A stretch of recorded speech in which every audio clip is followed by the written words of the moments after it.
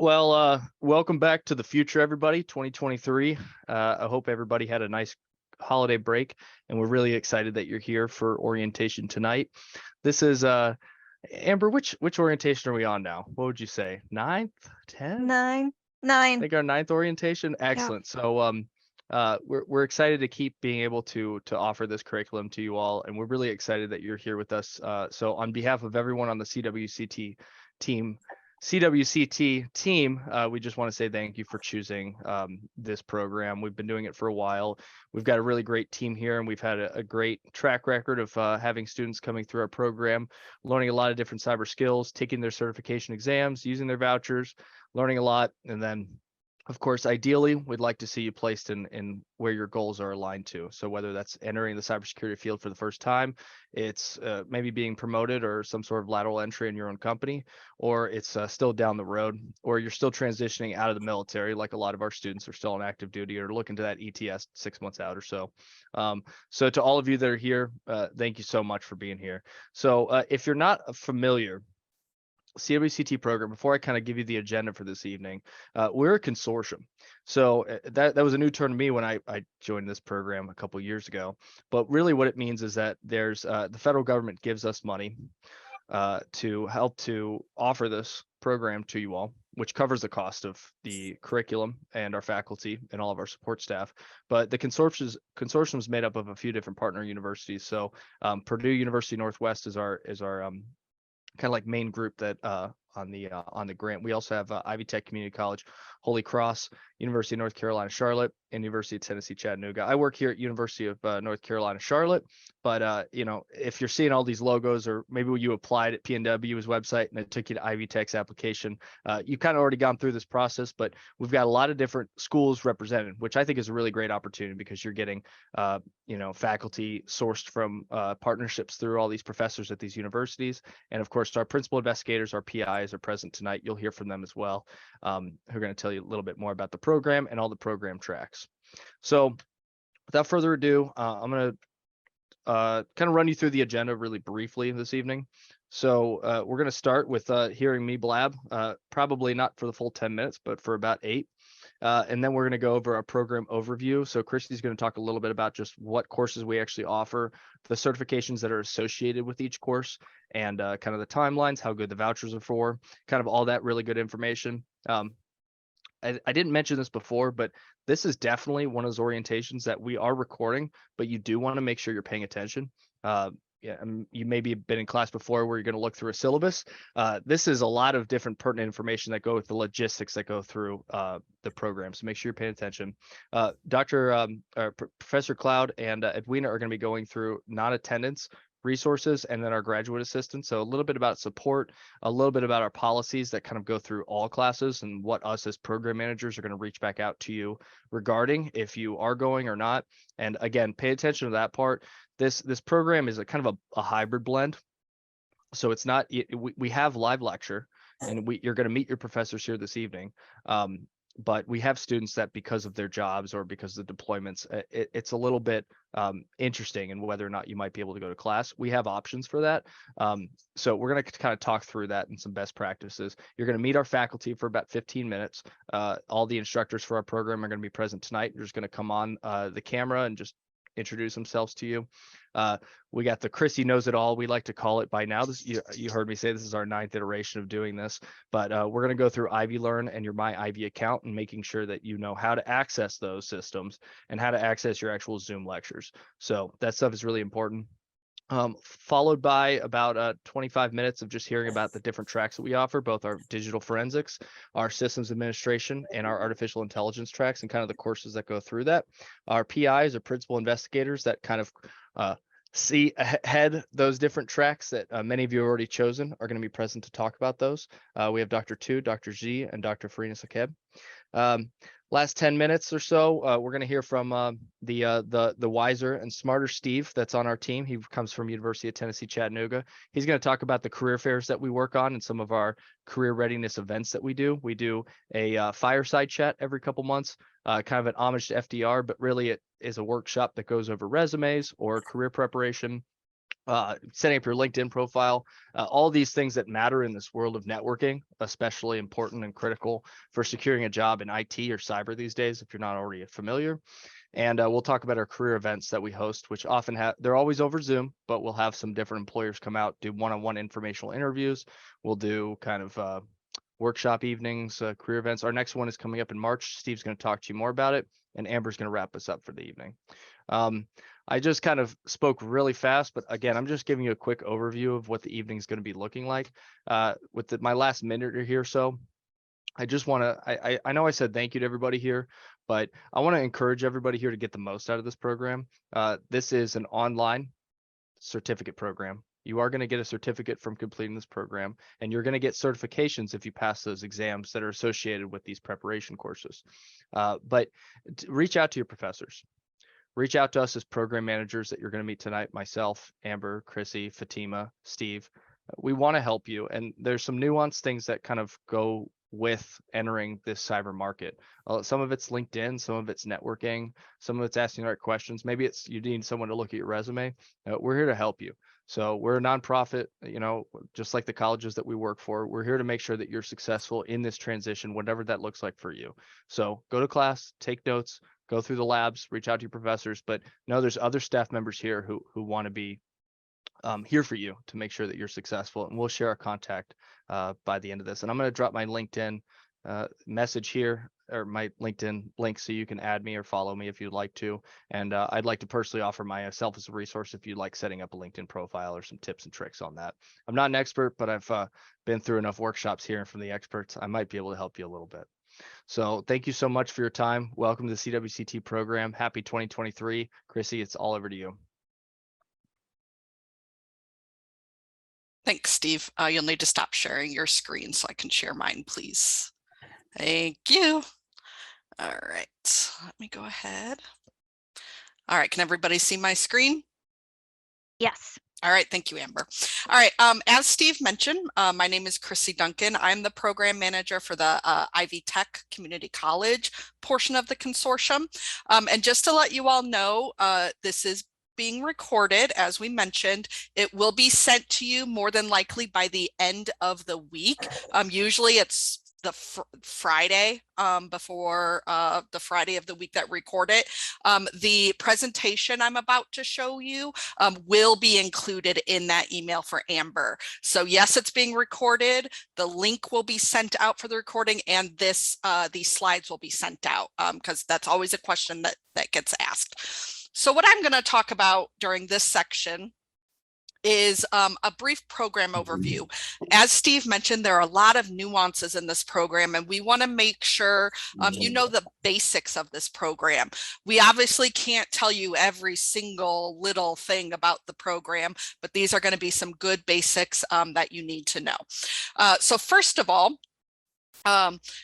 there are 3 training paths that are offered in this program, and you chose one when you were admitted to the program. So the 3 paths are the artificial intelligence, the digital forensics path, and the system administration path. And again, you chose one of those when you were admitted to the program. That's going to be important for some things I talk about a little bit later. Within each path, there are 6 non-credit college level courses. These are offered, as Steve mentioned, through live virtual lectures. They're 6 hours per week. Typically, they're 2 days a week for 3 hours each. Anybody who cannot participate because of time zone differences, you're deployed, work schedules, you work shift work, whatever it may be, if you cannot attend at those live time frames, though the lectures are recorded through Zoom for you to then watch when you are available if you cannot watch them at that particular day and time. There is nothing offered in person for this program. It is a completely 100% virtual hybrid program with the live lectures.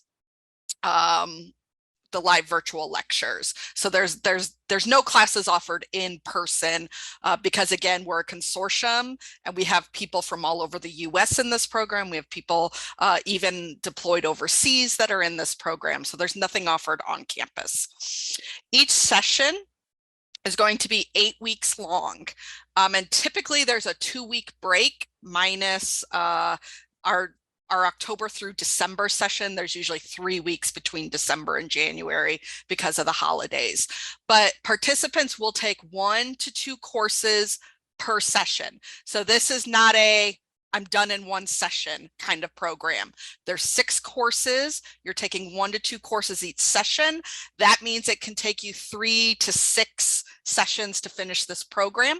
Might even be longer if you take any breaks, if you fail any classes, have to retake classes, things like that. Typically, each course, not every single course, but most of our courses will lead to an industry recognized certification. So typically within each track, you have 6 courses.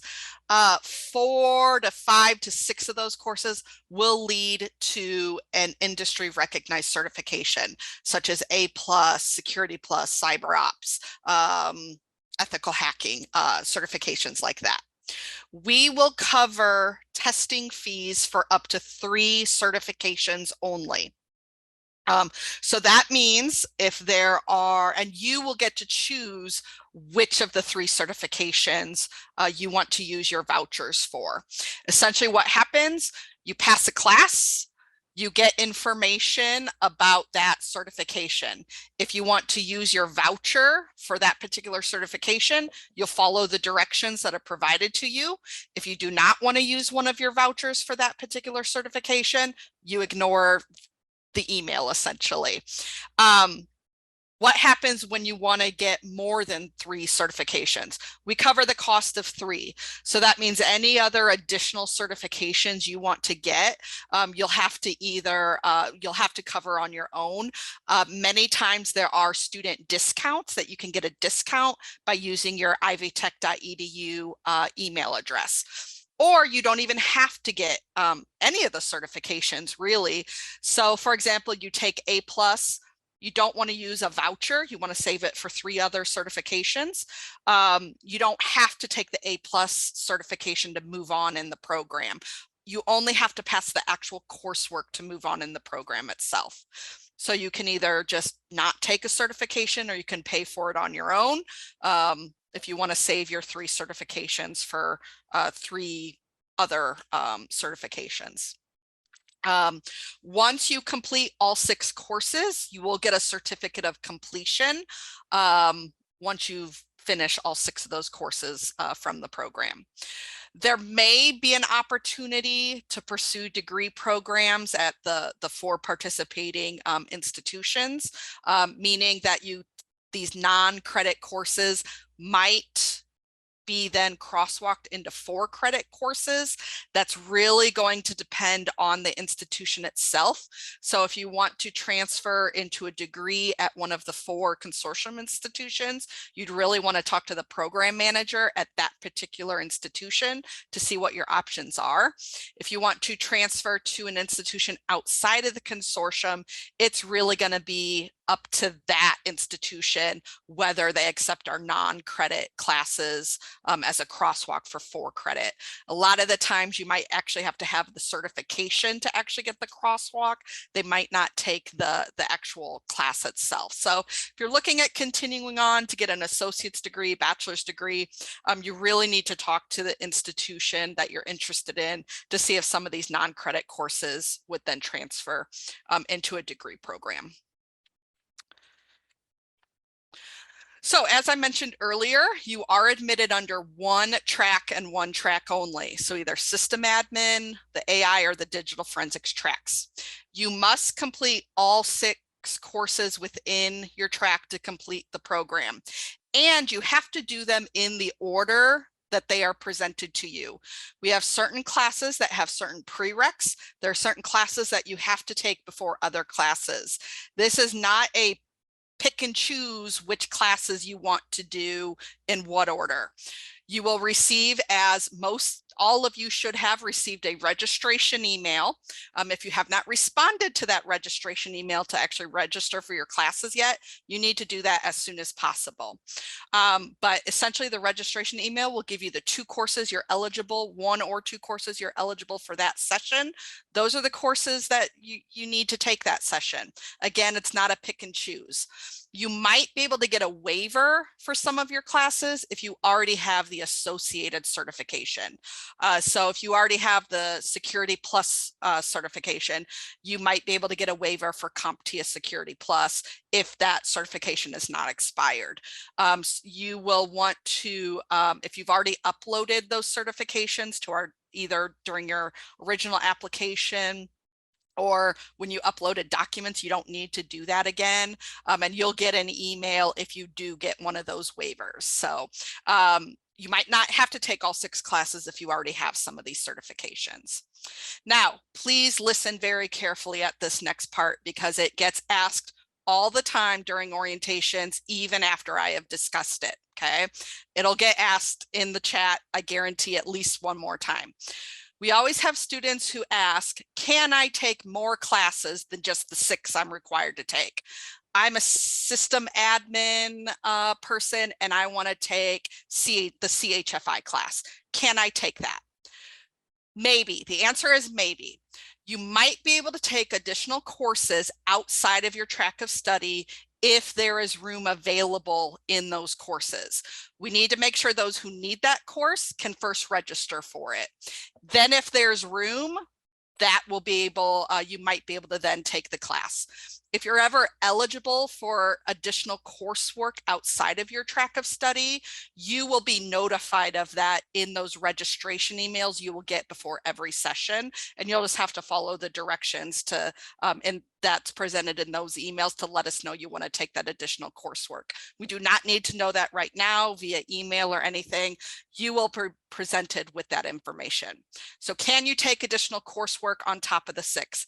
Maybe. It depends if there's room available in them. You would not get any additional vouchers. You get 3. That's it. Even if you take additional coursework. So if you want to save one of your 3 vouchers for one of those additional courses, you could, but we cannot ever guarantee that you'll have additional coursework available for you. This is really important about class participation, okay? As a student of this grant program, you need to be participating in class by submitting assignments, okay? We know you might not be able to attend the live lecture, but you need to be submitting the assignments by the due dates. This is not a work at your own pace. I'm going to submit everything at the end or after 4 weeks or after 3 weeks. You need to be submitting work every week. Okay. If you do not submit work every week, you do risk getting dropped from non-participation from that particular course. Okay. We ask that if you cannot attend the live lectures that you let your instructors know, just so that they're aware.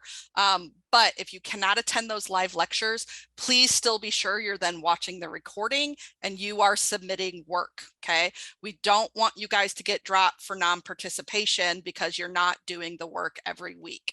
Very, very important. Do your assignments every week, okay? You're gonna have due dates. Do your assignments, okay?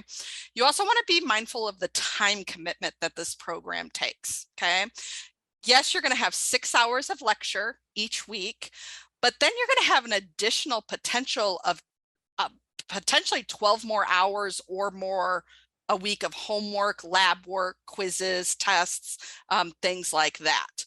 So it's really important that 12 hours of possible homework, plus that's 18 hours. If you're doing 2 classes, that's 36 hours a week that you could potentially be having to commit to this program. Okay, so it's really important that you not overcommit yourself and take more classes than you can manage. Let's say you start in 2 classes and then you realize, yeah, this, even with our multiple warnings, you realize this is way more than I thought.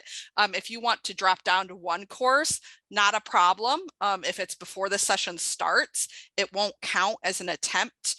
If you drop it later on in the session, it will count as an attempt for that course, but you get 3 attempts at a course. So if you have to drop a class for some reason, withdraw from a class for some reason, you would get more chances to take that class. But please be mindful of the time commitment. That is the one thing that almost all returning students tell new students is the amount of work that this takes. After hearing that, if you want to drop down to 1 class, please just send me an email and let me know which class you want to drop, and I can process that for you before the session starts.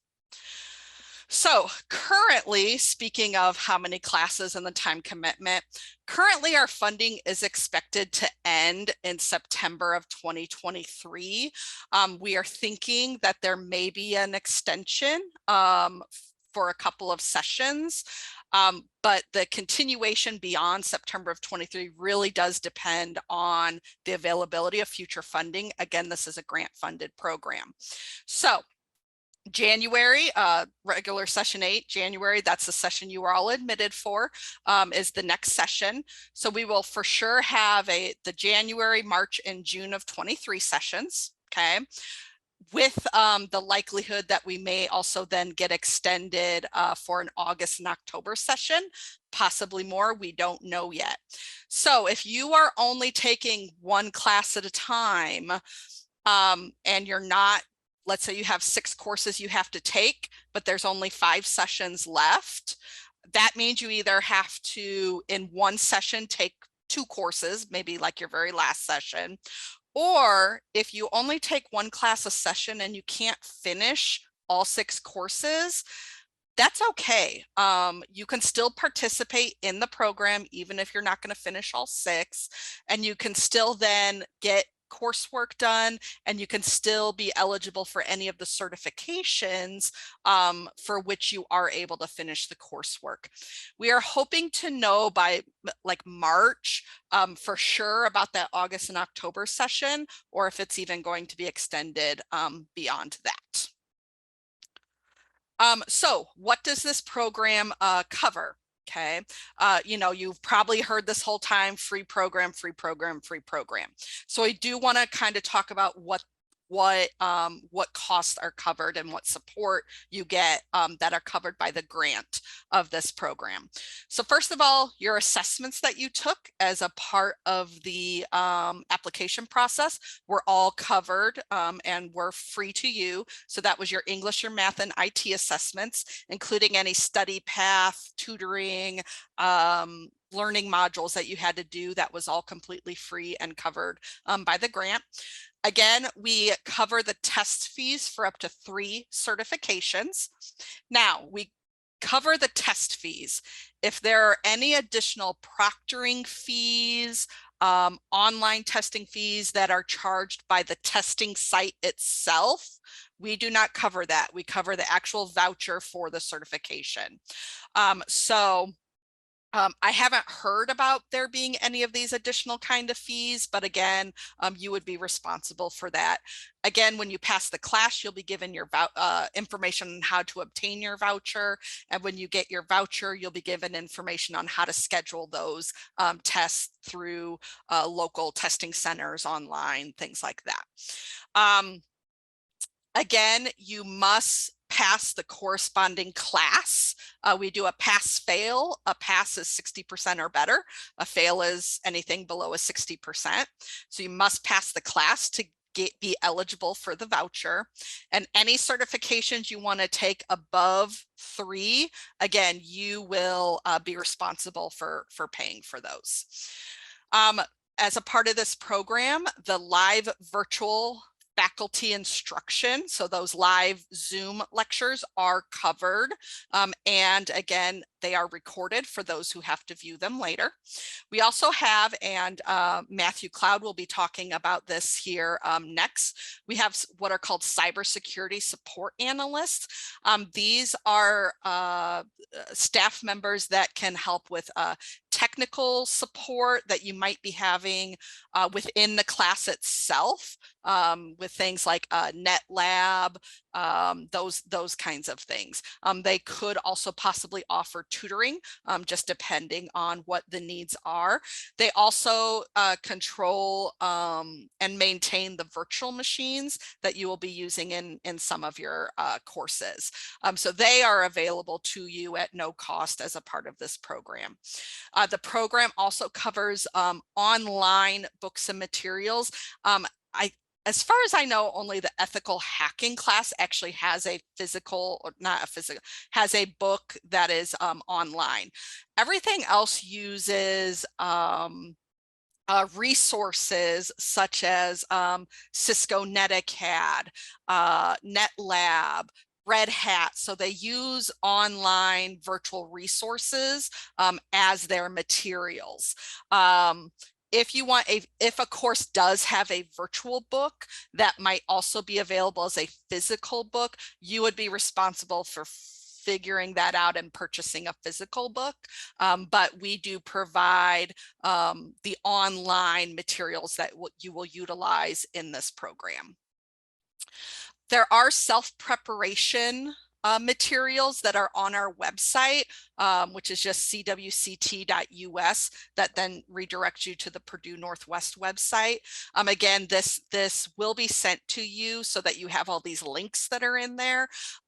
You all should have received information and the link for the self-preparation. Again, this is self-preparation. You can do it, you cannot do, we highly recommend it to kind of prepare you for the courses. That is all I have. I will be back a little bit later to actually talk about Ivy Learn, how to check your email, Zoom, those kinds of things, but that's the brief overview. Amber, I'm guessing you were keeping track of questions usually. Yeah, no, Matthew's actually been doing a good job of answering them, so Right. I think we're good. Great. All right. I'm going to go ahead and stop my share. And I think Matthew is next, correct? Yep. All right. Yep. Just Matthew tonight, no Edwina. So it's just the Matthew show. Yes, hi, I'm Professor Matthew Cloud. I'm a full professor at Holy Cross and also work still full-time. I'm part-time, but it's more like a full-time job extra at Ivy Tech for this grant, as well as another grant that we work on with the NSF. So for here tonight, my role here is I'm one of the PIs on this grant. Michael Tu is our lead PI. We also have Farina Sakib, Mengjong Chi, and Rami Salahea, who are also co-PIs with us on this grant. And so my role here is I help run a team to help provide support to you all as students, as well as to the faculty. I tend to be more on the back end on that side, but for the front end for you as students, I'm gonna put an email address in here in the chat. You should have it in all of your syllabi as well as you have access to those courses, but cwct-support@ivytech.edu will get you to our team that Edwina leads on lab support. So the labs that we're using this in most of the classes use a system called NetLab, and she manages that system along with some part-time help. Provide what you need to be able to do these classes just through a web browser. You don't need to load anything on your local computer, install any software. Of course, you're welcome to do that, but we're trying to keep requirements to be able to do these courses is basically having a good working browser. I don't recommend doing it on your cell phone, though technically you could. Might be difficult, but many of these things you could actually do on that. I like having a big screen myself for those kind of things.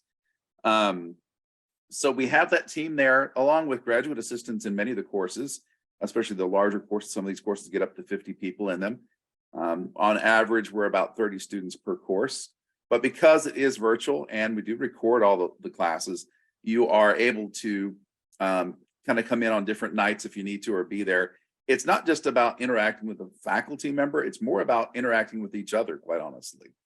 Your other students in this program are going to be your best resources to help you get there, but we have great teams of faculty and former students who have taken these classes that work for us in this program, including I have one who is, she's been blind since birth that have looked through these course materials to make sure that she can access them as well. So lots of great resources there. And hopefully you'll feel comfortable enough if there's something that comes up that you'll communicate with your advisor, your program manager, and your faculty member if something comes up, right? That's the key thing is we need communication. if we don't have communication at least every 2 weeks, and you're not keeping up with your assignments, we'll reach out to you. Your program manager will reach out to you. And if you don't get a response or give them a response, we'll proactively drop you from the course. That doesn't mean we're dropping you from the program. We just don't want to put you in a bad situation.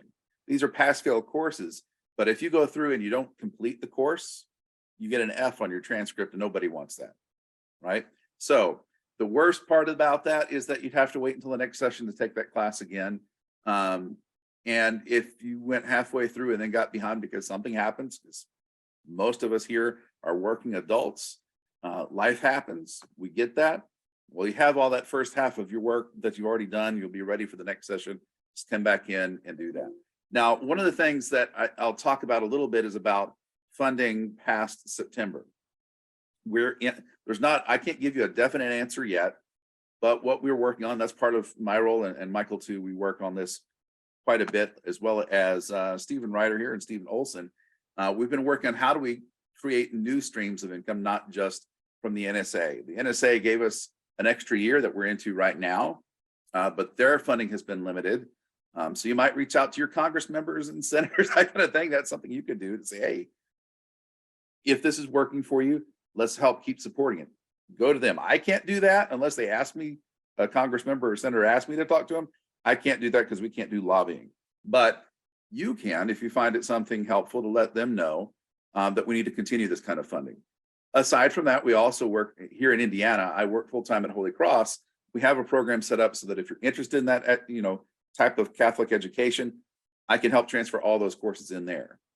Ivy Tech, to transfer the courses in, is a little bit more difficult because it's a state institution, but our other partners, they accept your courses as well at Purdue Northwest, University of Tennessee, and University of North Carolina. Which courses transfer depends upon the program you go there, and you'd have to talk with them.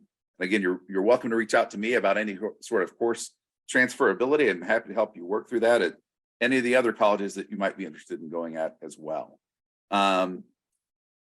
So we have a number of sources, not just from public institutions, but also the private companies that are interested in putting people through this program, including this started out as a grant from what is now called Northwest Mutual. When we first started with the first 3 courses that are in the same for all 3 tracks, the A+ oriented course, also called IT Essentials, Security Plus, and Cisco CyberOps.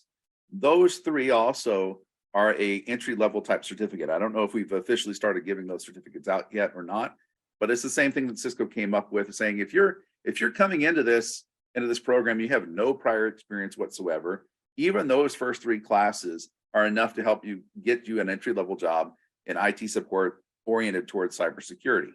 Does it pay as much as the other ones? No, but you got to start somewhere, right? It does pay well.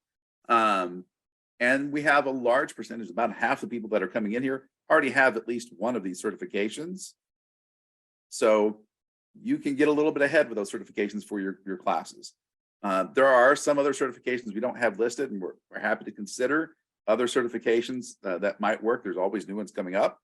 The prices change, certifications expire every 3 years. So we have to keep up with that. And there's a lot to do with that area. So the major thing that I want to say here is to keep up communication.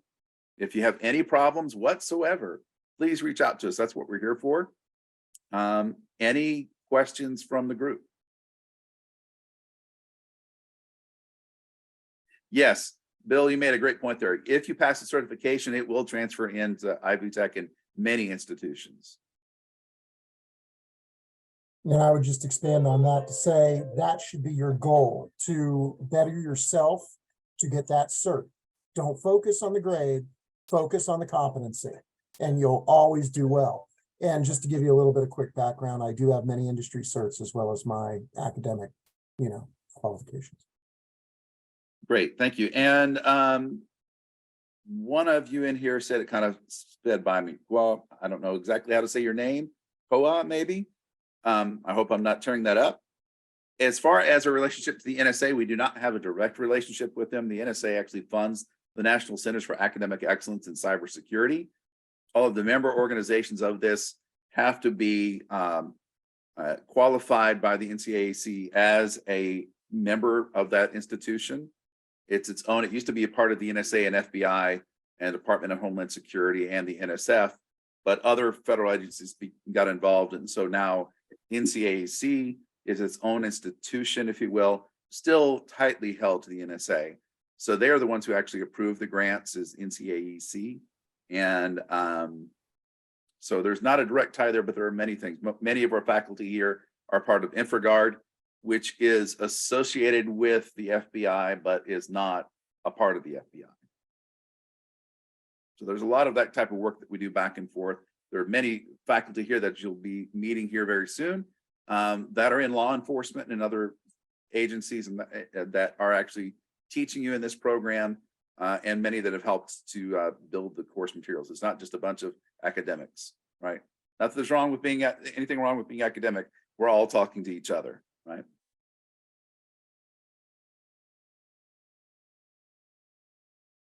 All right. Well, that's all I have. Thank you. Wonderful. Thank you so much. And now our more interactive part of the session is you're going to get to meet your faculty members.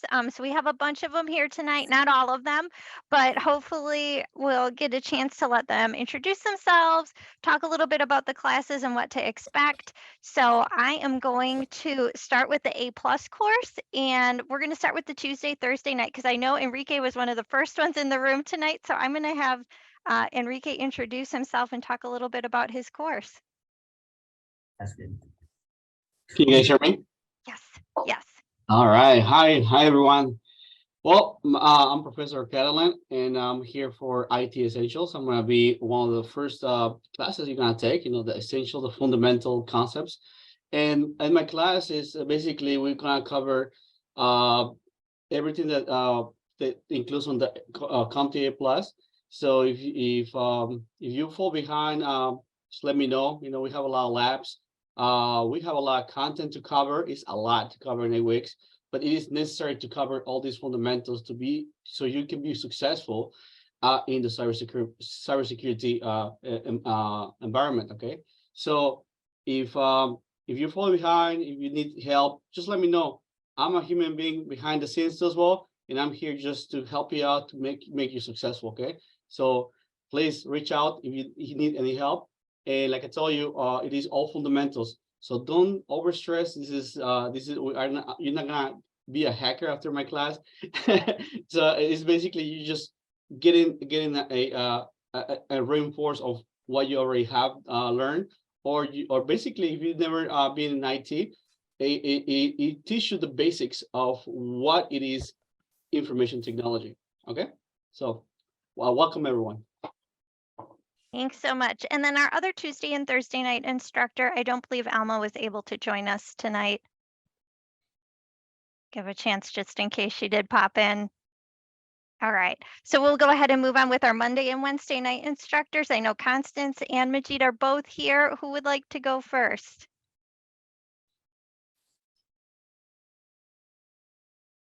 I'll be happy to go first. Thank you. I am Constance Chasteen. I have been teaching the CWCT now for, I think, the last 5 cohorts. IT support is my main focus at Ivy Tech, and I have been teaching for Ivy Tech since 2017. We do have a lot of content, like Enrique said, so it is very important that you stay on topic and do not procrastinate. We are here for you to support you and help to guide you through it. We will do a lot of the labs in my class. So I will walk you through those things. If you are a novice or noob, as we say, you will get plenty of help as long as you reach out and ask for it. So I'm excited to meet you all in the upcoming sessions. Thank you, Constance. And then the other Monday and Wednesday evening instructor, Majid, he is new to us this session, but not new to teaching. Right. Yes, absolutely. Yeah, this is Majid Mohseni, and I am Professor Mohseni at Ivy Tech in here, and I have been in the education for over 22 years. So yes, I have done all these classes. I have done education for so many years with the different classes. And I will be more than happy to help anybody that is going to be in my class, and I will be able to help you with this program since I've been my hands and knees in these classes and the programs, so I am very familiar with these courses. It's nothing into it. You guys are going to find out that we are going to have really good time to go through these classes. The only thing that I really like you guys to do is what Chrissy told you. You need to make sure you set aside lots of time, because there's many other programs and the courses, the material that you need to go through them sometimes on your own to get the good information that we expect you to do if you want to go with your certification. So, but again, we are going to be all in together. Do not be afraid of asking any questions. Send us email, and we will definitely will talk about it in the individual classes to get you a little bit more information, which I know that you all will be enjoying the class as much as I will be enjoying talking to you guys. So hopefully see you guys soon. Thank you so much. And some of you may have Saturday and Sunday A+ course this session. And I don't believe Dima was able to join us tonight. So for those of you who have Saturday, Sunday, she's a fantastic instructor. You'll enjoy yourselves.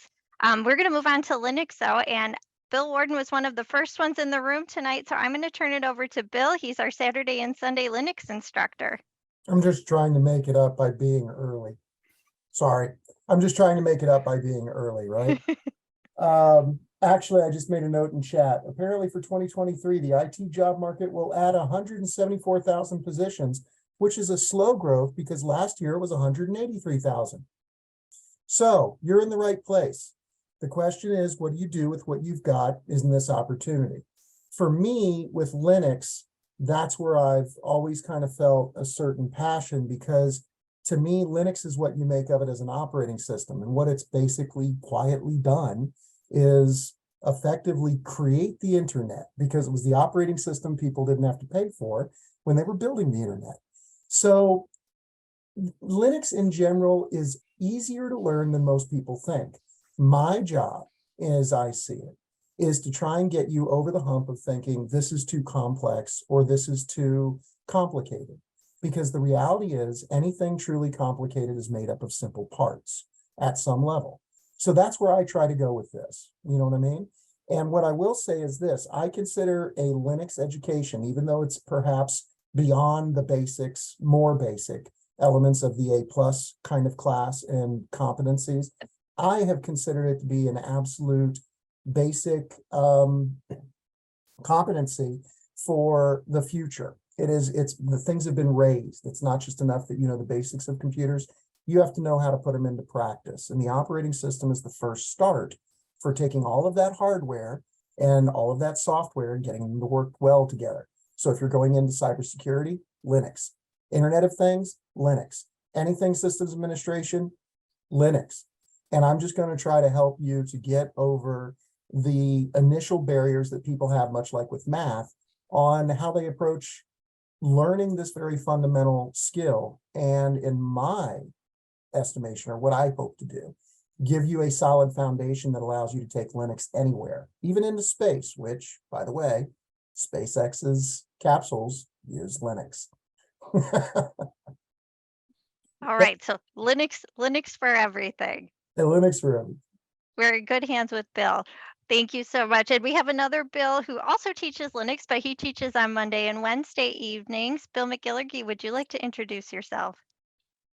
Yeah, sure. Thanks. Yeah, I'm Bill McGilligy. I've been teaching, I guess, this Linux course for what is it, 3 years now? I've lost count now. Number of years now.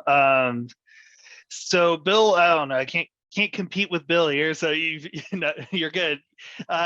You said it well though. Linux is on everything, so I'm not going to repeat that. So because you said it better than I could. So we'll be here to kind of instruct and guide you through the basics or the foundations of Linux. So for those that already know it, I'm sorry. We'll just reinforce that. For those many of you that don't know it, we'll reinforce the basics and just cover the basics. So yeah, look forward to working with you all on Monday and Wednesdays, and And that's all I had for now. So Awesome, thanks. awesome. And then on Tuesday and Thursday evenings, we actually have 2 instructors. We have Herman and we have Jeremy, and I did not see Herman pop in, but I do see Jeremy here. So Jeremy, would you mind saying hello to everybody? Yeah, sure. So I'm one of your instructors for Linux on Tuesday and Thursday. I don't have much to say really that hasn't already been said. I mean, Linux is indeed on.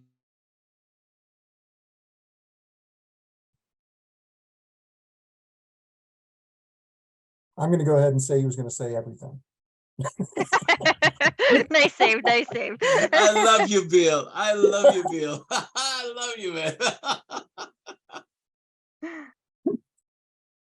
All right, well, we'll let Jeremy hopefully connect He's- back in. No, Jeremy's back. he's I'm he's I'm there. here. Looks like Hi. he's there. I There he just is. hacked into his account. Some technical so- difficulties here. You got it. So I don't have much to say that hasn't already been said as far as Linux goes. You know, it is on everything. But as far as the course is concerned, the thing that you should focus on, I think, in these Linux courses is the actual lab content that occurs, as the only real way to learn and gain an understanding of Linux is really just to use it, and that's what these labs do. So I would advise you to do these labs. If you don't understand them, you know, do them again. You have plenty of time to do them. There's review labs that you can do at the end that we don't require, but they are very good practice, especially if you plan to take the certifications that are provided by Red Hat from these courses. So that's what I would contribute to these Linux courses that we teach here for you. Wonderful. Thanks so much, Jeremy. And I don't think Herman joined us since. Herman, are you here? Okay.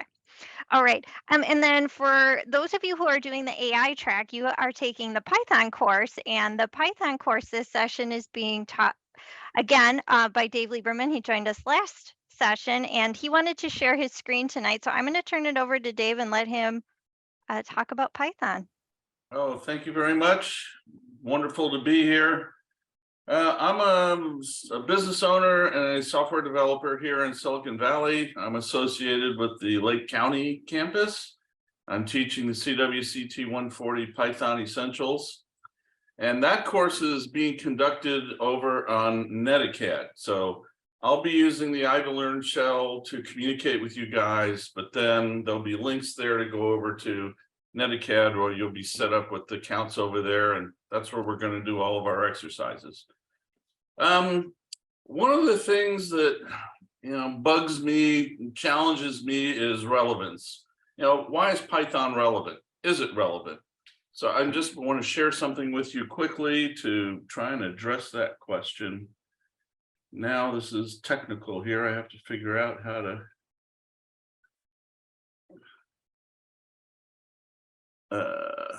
share my screen, the green button. Yes. You got it. Okay, you got the screen share. You should be seeing a browser screen. Yep, we got it. Okay, awesome. So I do consulting work for companies. One of this company here, MeCalc, they're based in South Africa of all places. They sell digital, high-speed digital acquisition equipment. So when NASA fires a rocket or Sandia does an explosion test, they wire up sensors and they collect information from those sensors. And these are the circuit boards, the cards that are used to collect that data. And our company writes software to take the data from the hardware and then put it into some sort of format that can be displayed.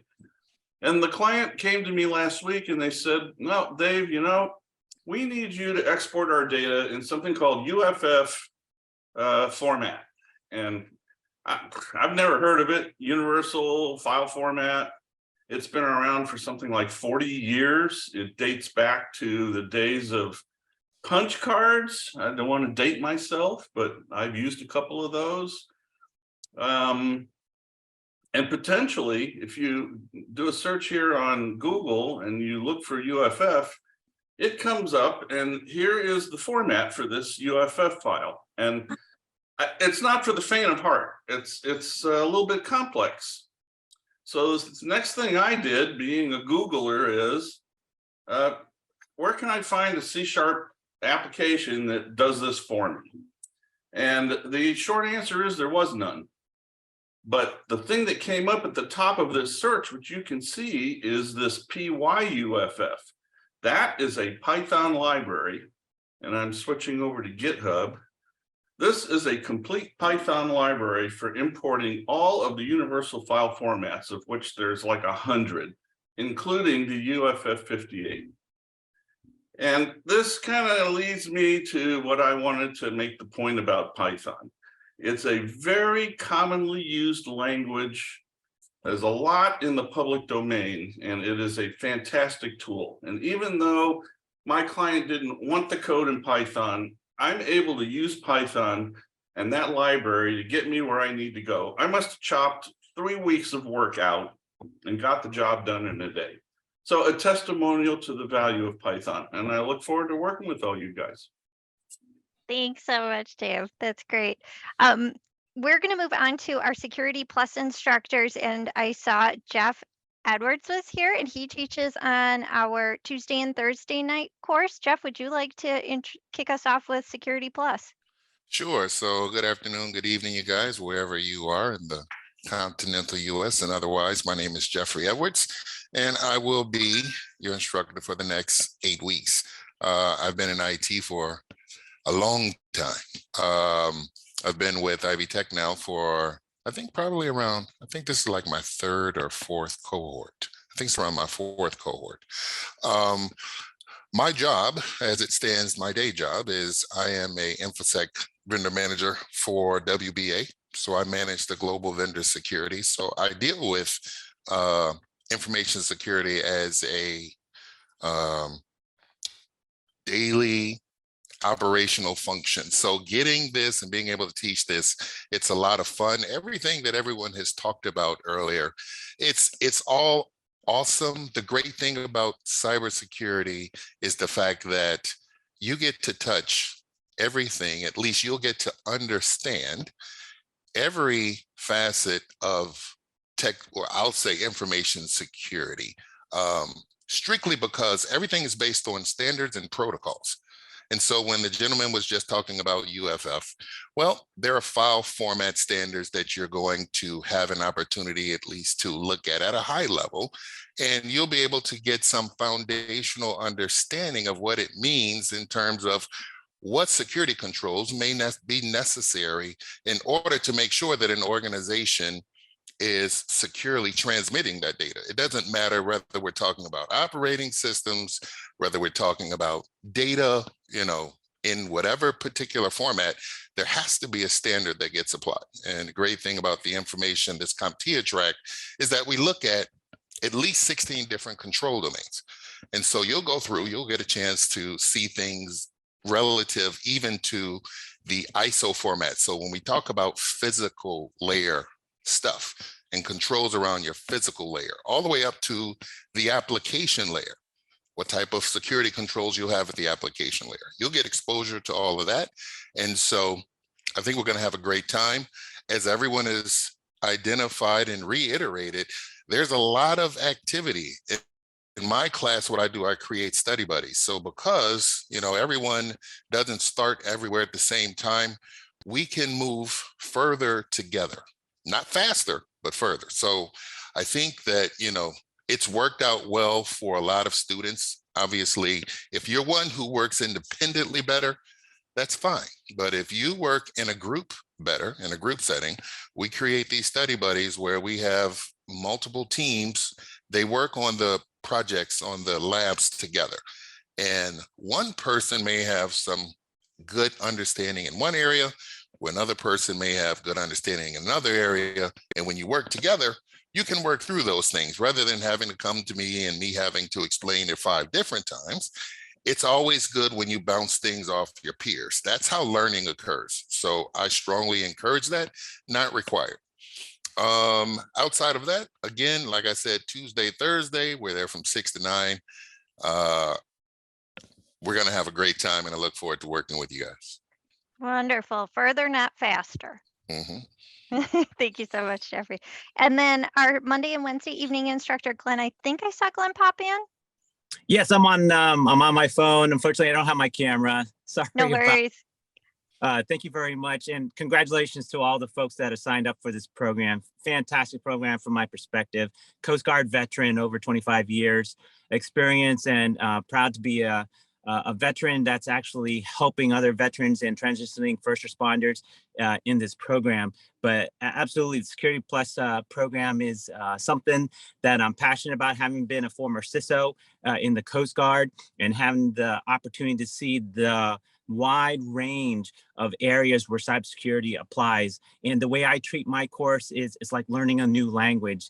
The domains have their own acronyms and their own definitions and concepts. And I'm happy to share my knowledge and experience to help those that are transitioning into their next professional roles through my class. And I really like the aspect of what my colleague before me talked about, the experiences in the labs and the online live sessions.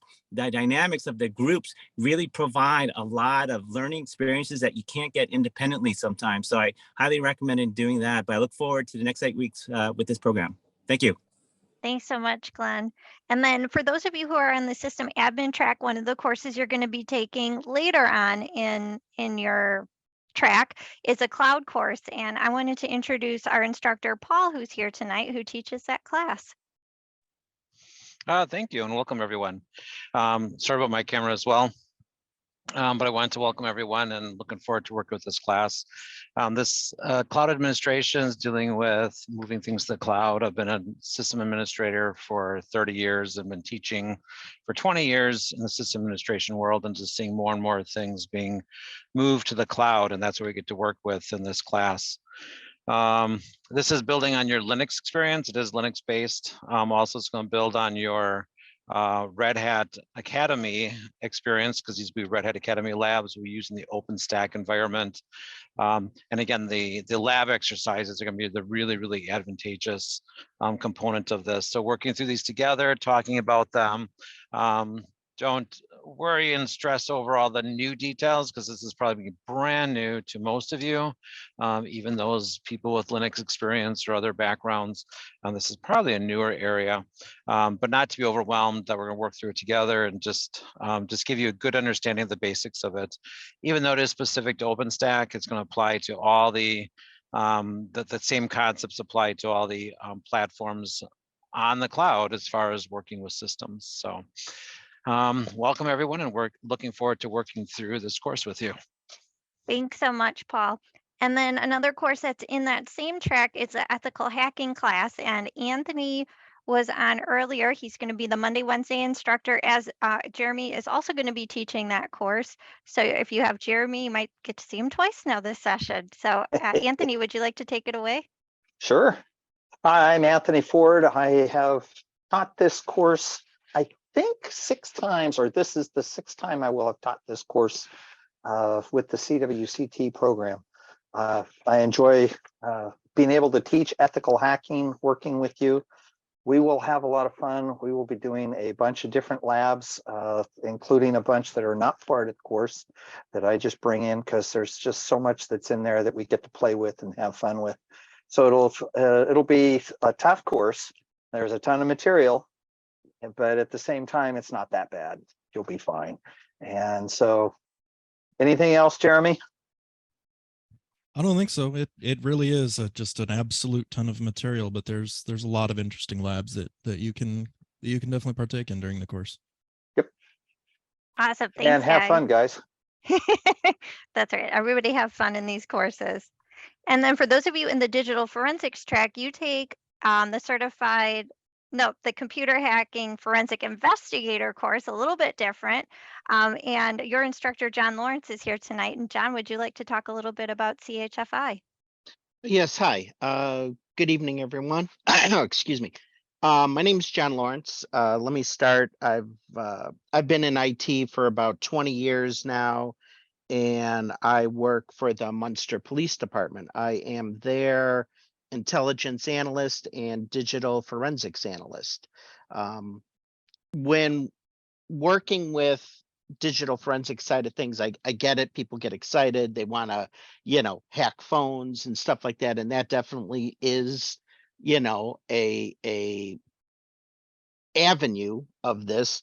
But there also is a lot of crossover with CEH. And what we try to explain is more critical thinking. You're trying to get the processes down for doing an investigation that does come into contact with, several different processes and everything like that, along with the hardware, computer, hacking side of things with that. That's pretty much about it. Any questions? No, I I think don't have a question. I'm sorry. This is Spears. I'm a professor and not in the same program like John. I just want to say a few things about this class that John is teaching.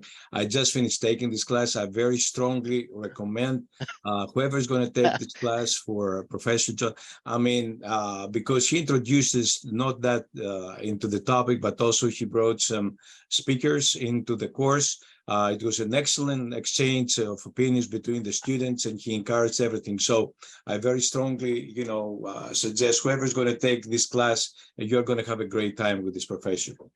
Oh, thank you, Spiros. I appreciate that. That was very kind. Just the truth. I will again for this session also try to get the same guest speakers. There's two speakers. One is a previous student that basically shows how to remove yourself from the internet. There's a story that goes behind it, and I don't want to ruin that story, but we go through a lot of ways to remove yourself from the internet. So digital forensics is more than just, phones. It's internet, computers, everything.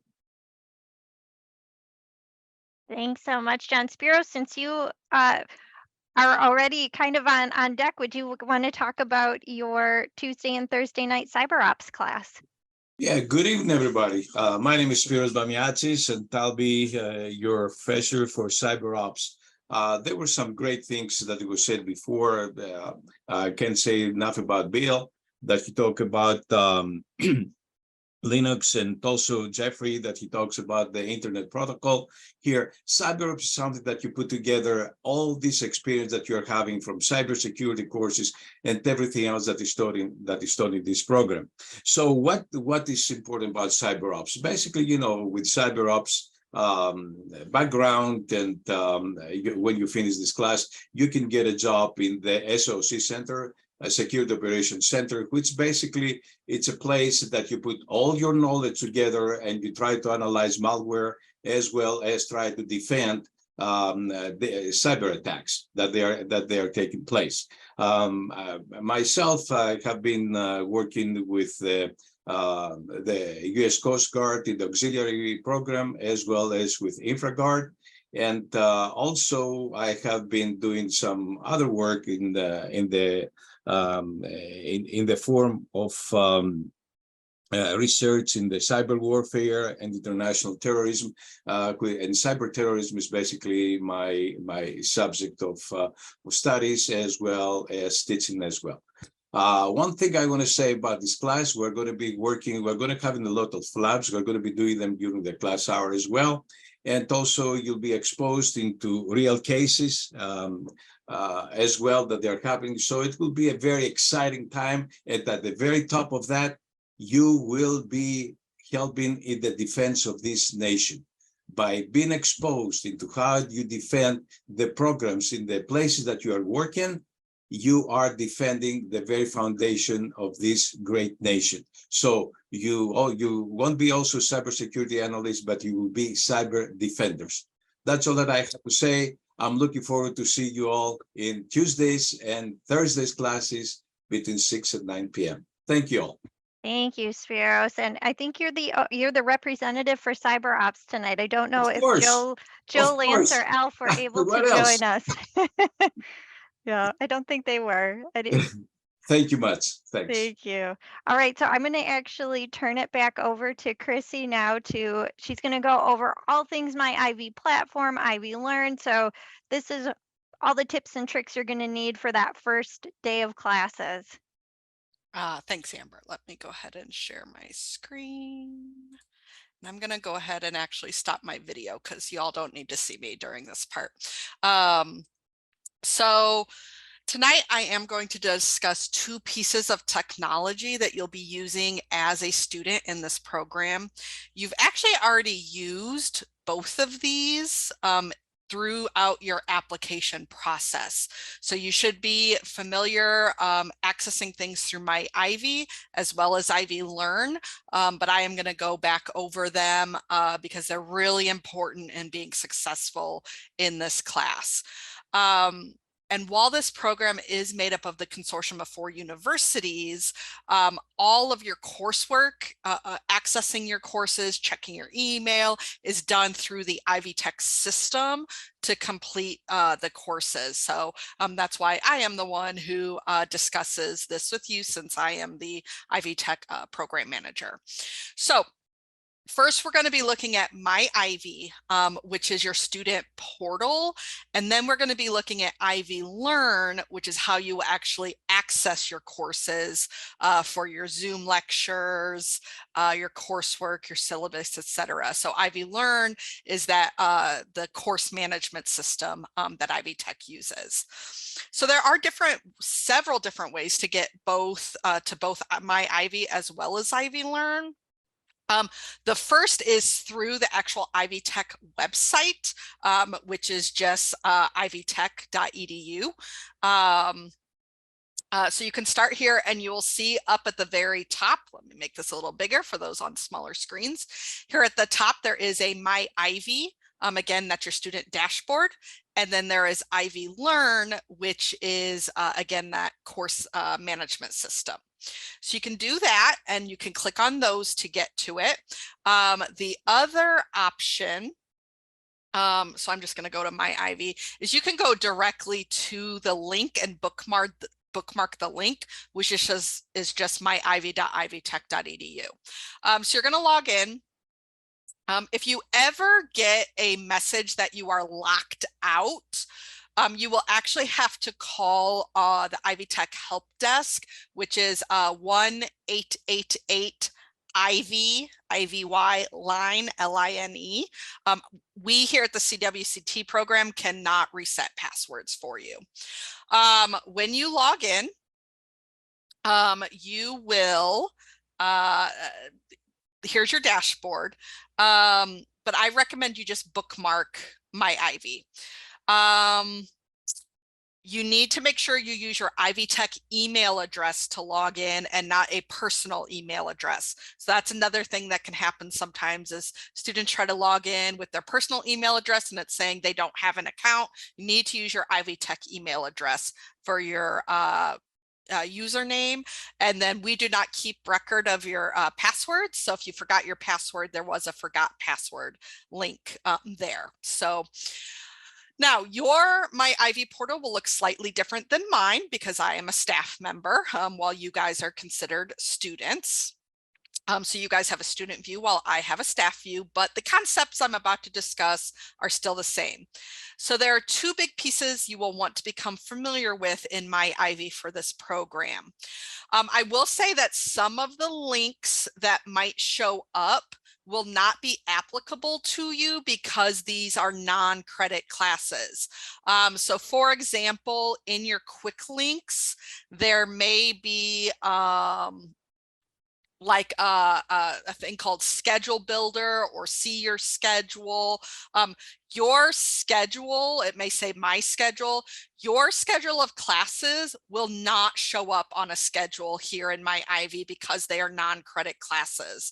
This is why when you get registered in our courses, I send you the confirmation with your schedule so that you have your schedule. If you have not received a confirmation schedule from me, it could be that we're still processing your registration, or it could be that you have not responded to the registration email that was sent to you yet. But if you start clicking around in here, you can't really hurt your My Ivy, so you go in and explore. But if there are some things that you click on and like a schedule and it's not showing up, it's simply because these classes are non-credit, so they're just not applicable.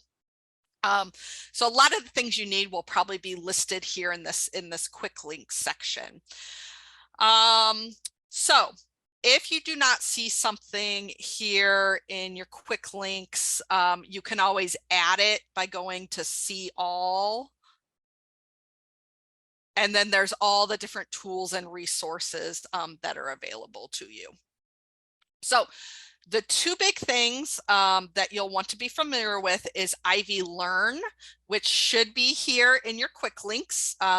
Now, this is run through the company Canvas. So you may also hear it referred to as Canvas, but that should be here in your quick links.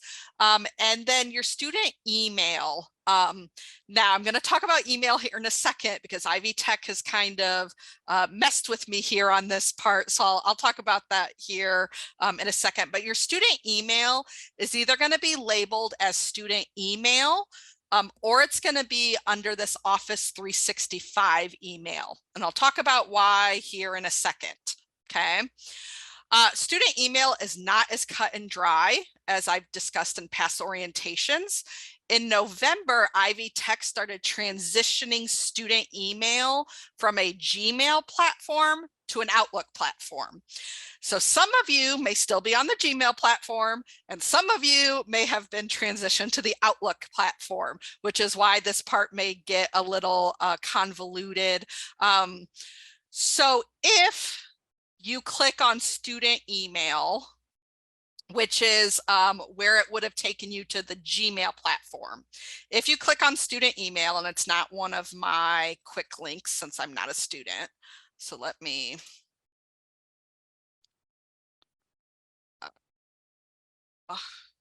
so if,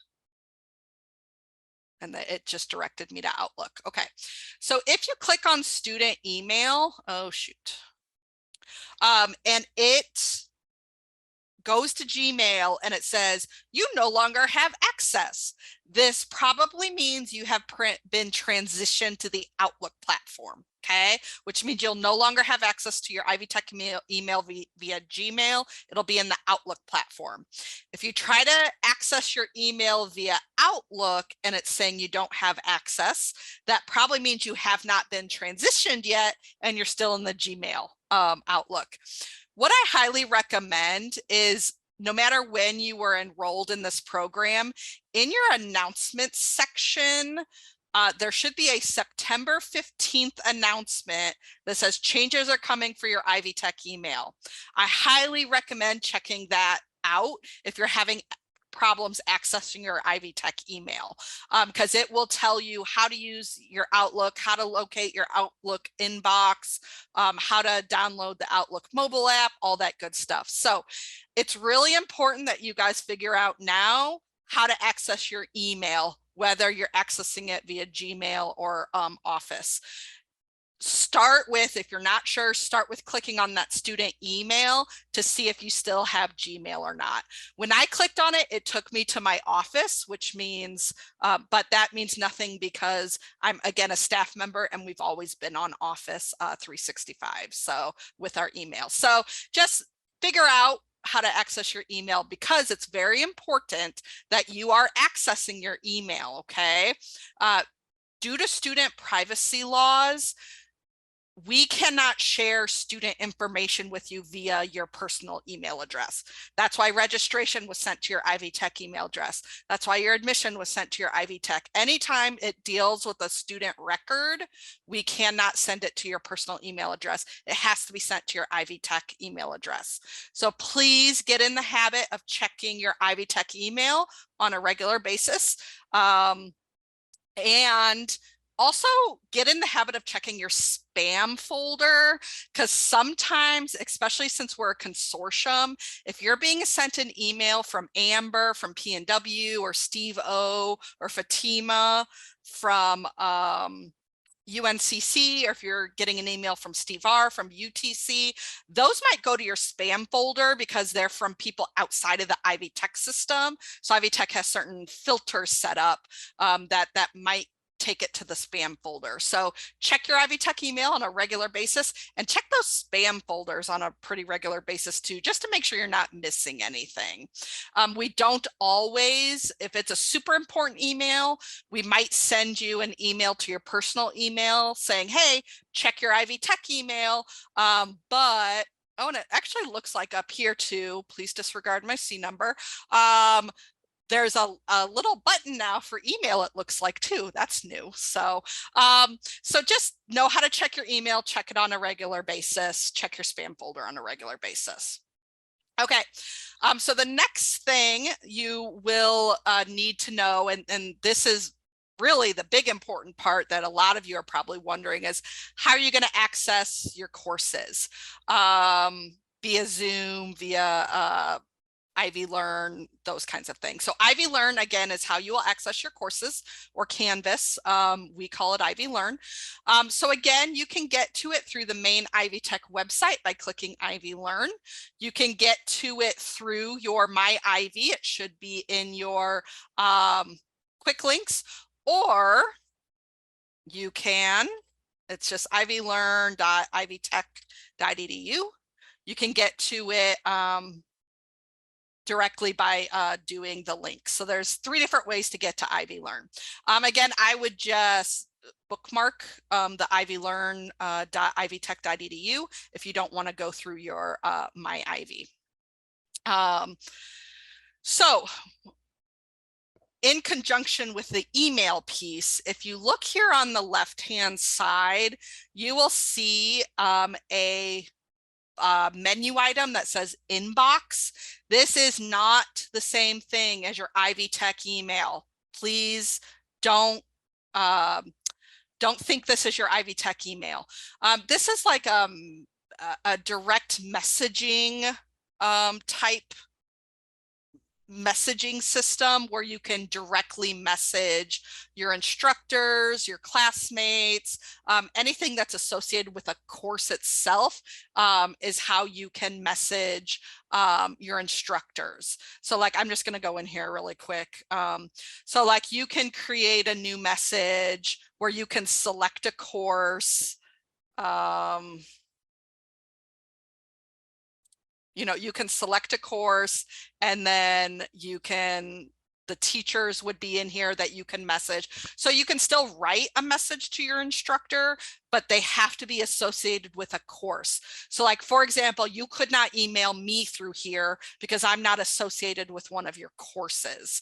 But this is a lot of the times how your instructors want you to message them, is through the actual Ivy Learn system.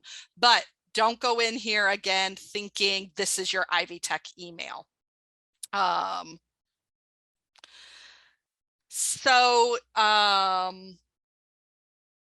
courses will either be listed in your dashboard, which is right here,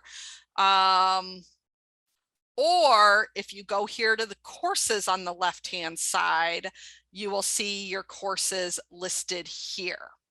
Now, it is important to note your courses for this upcoming January session will not appear in Ivy Learn until the Friday before the session begins. So this coming Friday, January 13th, is when you should see the courses pop up here, okay? If you go in here right now, you're not going to see your courses. And so then I get tons of emails saying, I'm not registered. You are, you're just checking it before they go live on Ivy Learn. As long as you've gotten that confirmation email from me that you're registered in those courses. Now, another important thing, even if the course shows up on Friday, okay, or if it doesn't show up on Friday, is really what I should say. It could be because the instructor has not actually published the course yet, Okay, so let's say Friday you hop on here and you don't see the course. You know, it should be listed as like 01A Spring 2023 IT Essentials or CompTIA A. Actually, it should be CompTIA A+, whatever the course title is. If you don't see it in this list, it could be because the instructor has not published it yet. What you can do to verify that, if you go to all courses, you can see here whether the course has been published or not. And it will say, so let's say it's, I'm just going to pick a random class. Let's say it's Security Plus, CompTIA or CWCT 105, CompTIA Security Plus. So it'll say the title and it'll say that it has not been published yet. Please just wait patiently until your instructor has actually published the course. It should be published by the time the course starts next week. Okay. Another thing to note is classes for this upcoming session actually start on Tuesday. The CWCT program does not have classes on Monday because of Martin Luther King Jr. Day. So if you have a Monday, Wednesday class, you won't start until Wednesday of next week. Okay. Your courses should still be, should still go on there Friday, but your first class day will not be until Wednesday because we do not have classes Monday for Martin Luther King Jr. Day. Okay. So I'm going to go to one of my past classes so that you can kind of see what it looks like. Again, and because it was a virtual class that you can see where the Zoom information is. Okay, so when you click on the class, this will be what it looks like when you go in it. Okay, you'll see the course menu on the left here. You'll need to make sure you're reading your course announcements, which are displayed on the home page when you first go in, as well as on the announcements tab. You'll want to carefully read the syllabus for your course when it becomes available. That would be under the syllabus tab. The modules is where you will be access. Now your modules might be in here, they might be in NetLab, they might be in Netacad. I'm going to discuss that here in a second.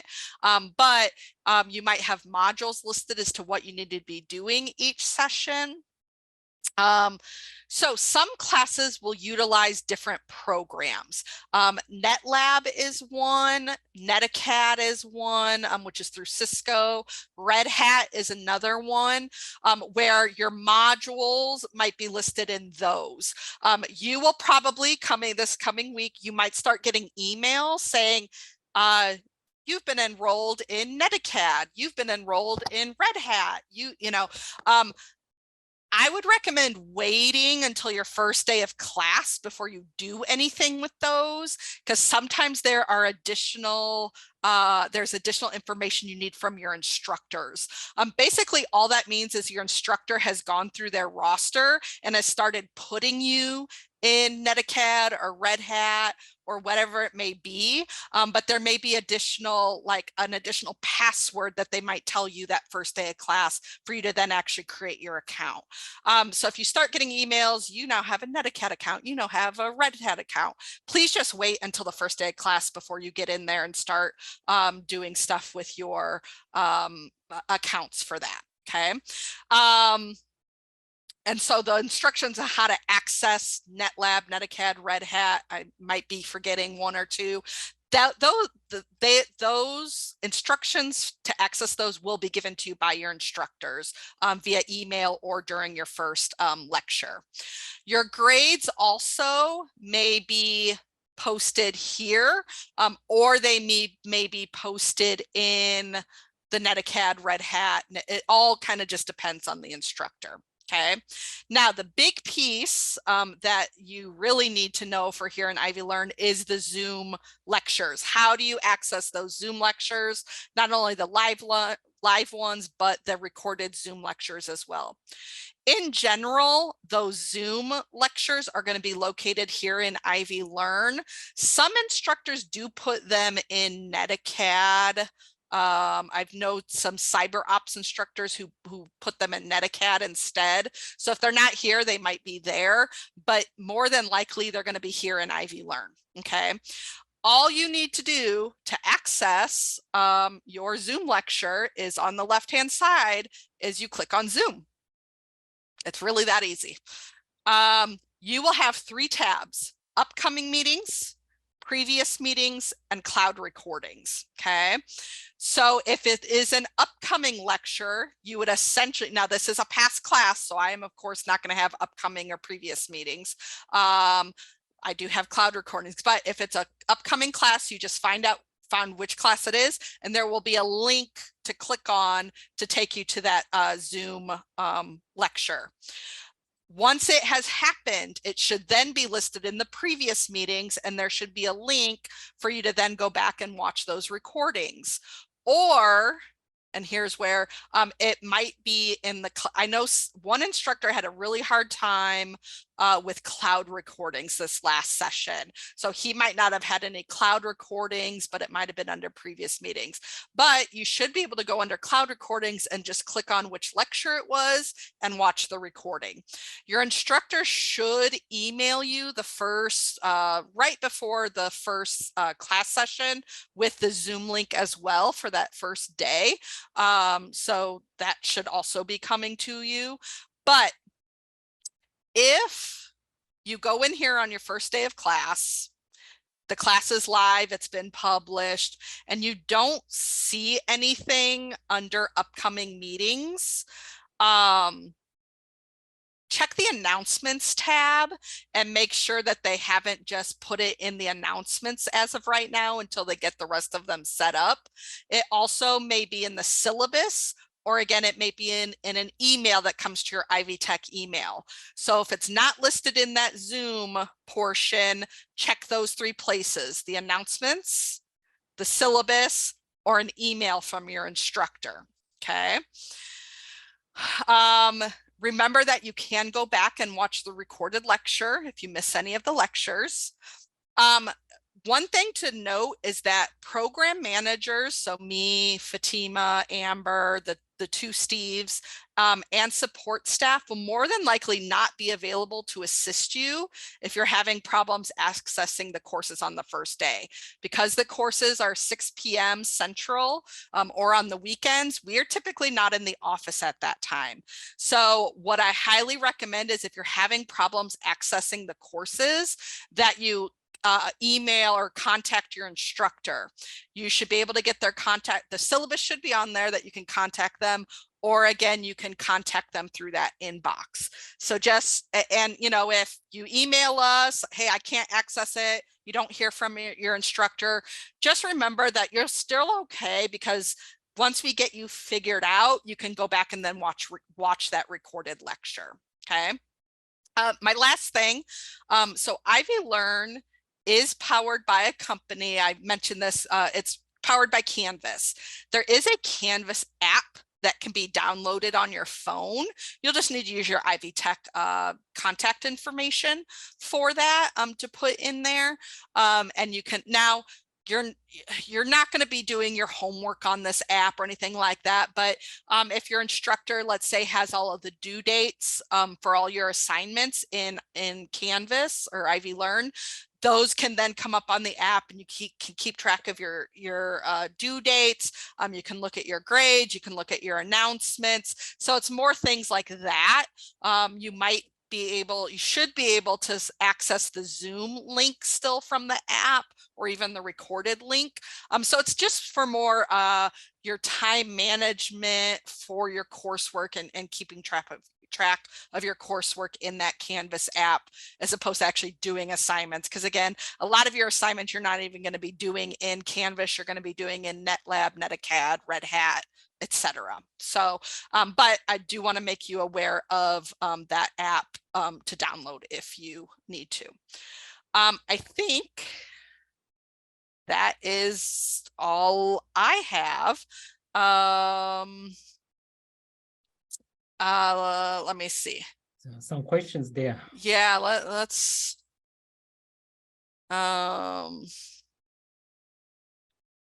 Do we have access to recordings of a current class? Yes, only have the current class, not the past class. Yeah. So do we only have recordings of our current?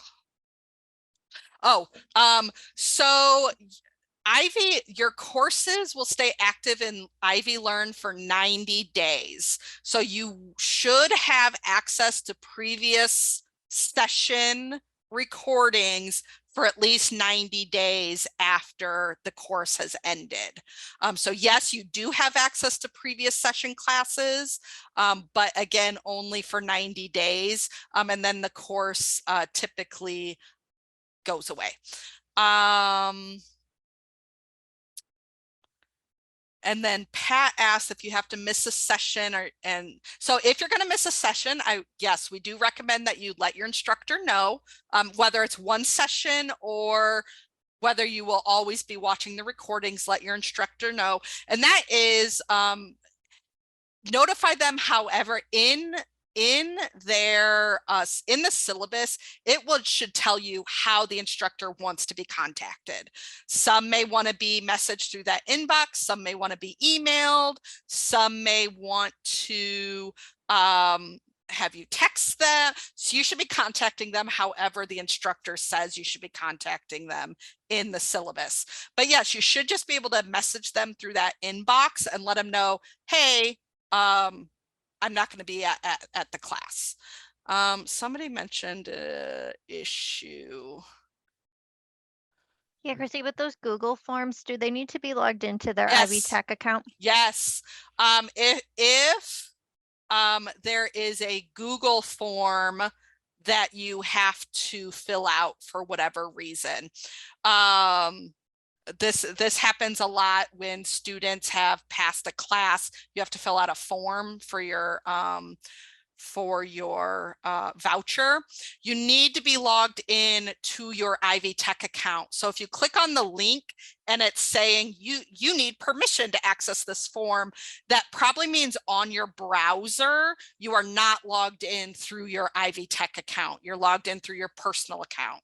So in the browser, you need to log out of whatever your personal account is and log back in using your Ivy Tech email address and password. Is how you, if it's saying a Google form you don't have access. Okay. Was that the issue Dave and Selena were talking about in the chat? Yeah, I guess so. Okay. Okay. Yep. So I think that's one other thing, and I usually usually, and I forgot to mention this, we highly recommend not using Internet Explorer for your browser for anything. We typically recommend Chrome as the #1 choice, but then Firefox and Safari should be okay too. Internet Explorer I don't even think it's called Internet Explorer anymore. Actually, whatever the internet one is, then you I've never heard of Brave, so I don't know. Edge, thank you. But don't use Internet Explorer, use Chrome or Firefox when you're doing your stuff. Awesome. Thanks, Chrissy. I think that was all the questions that we had in chat for right now. So each of you, when you were admitted to the program, Chrissy had emailed with you and you confirmed which one of the tracks that you wanted to pursue, whether it was AI, system admin, or digital forensics. And to make certain that you pick the right track for you, we have each of the PIs tonight who are going to talk a little bit about their specific tracks, just to make certain that everybody's in the right spot for the right track that they want. So we're going to start off with our digital forensics track, and Professor Michael Tu is going to talk about that track. He specializes in it, and if you have any questions about that track, please put it into chat for him. Hey, great. Thank you, Amber. So I'm going to share my screen. Hopefully, I'm going to shut down this.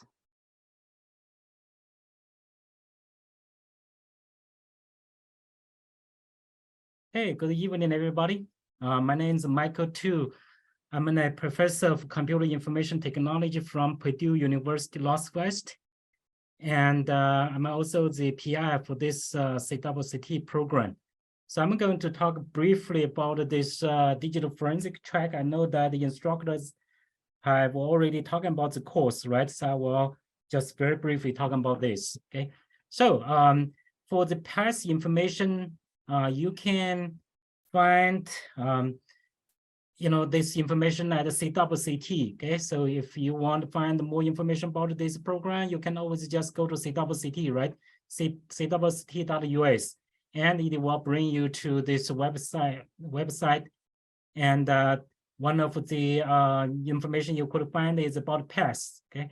So this cybersecurity PASS, this digital forensic PASS, right? So is one of the 3 PASS, okay? So for each of the 3 PASS, we have 6 courses. I think Chris has already talked about this. So 3 courses like A+, Security Plus, and the SecOps, they are required by each of those 3 courses. So they are shared common course, okay? So everybody needs to take this honest, right? You have other, like A+ certificate, Security Plus certificate, or SecOps certificate to waive, okay?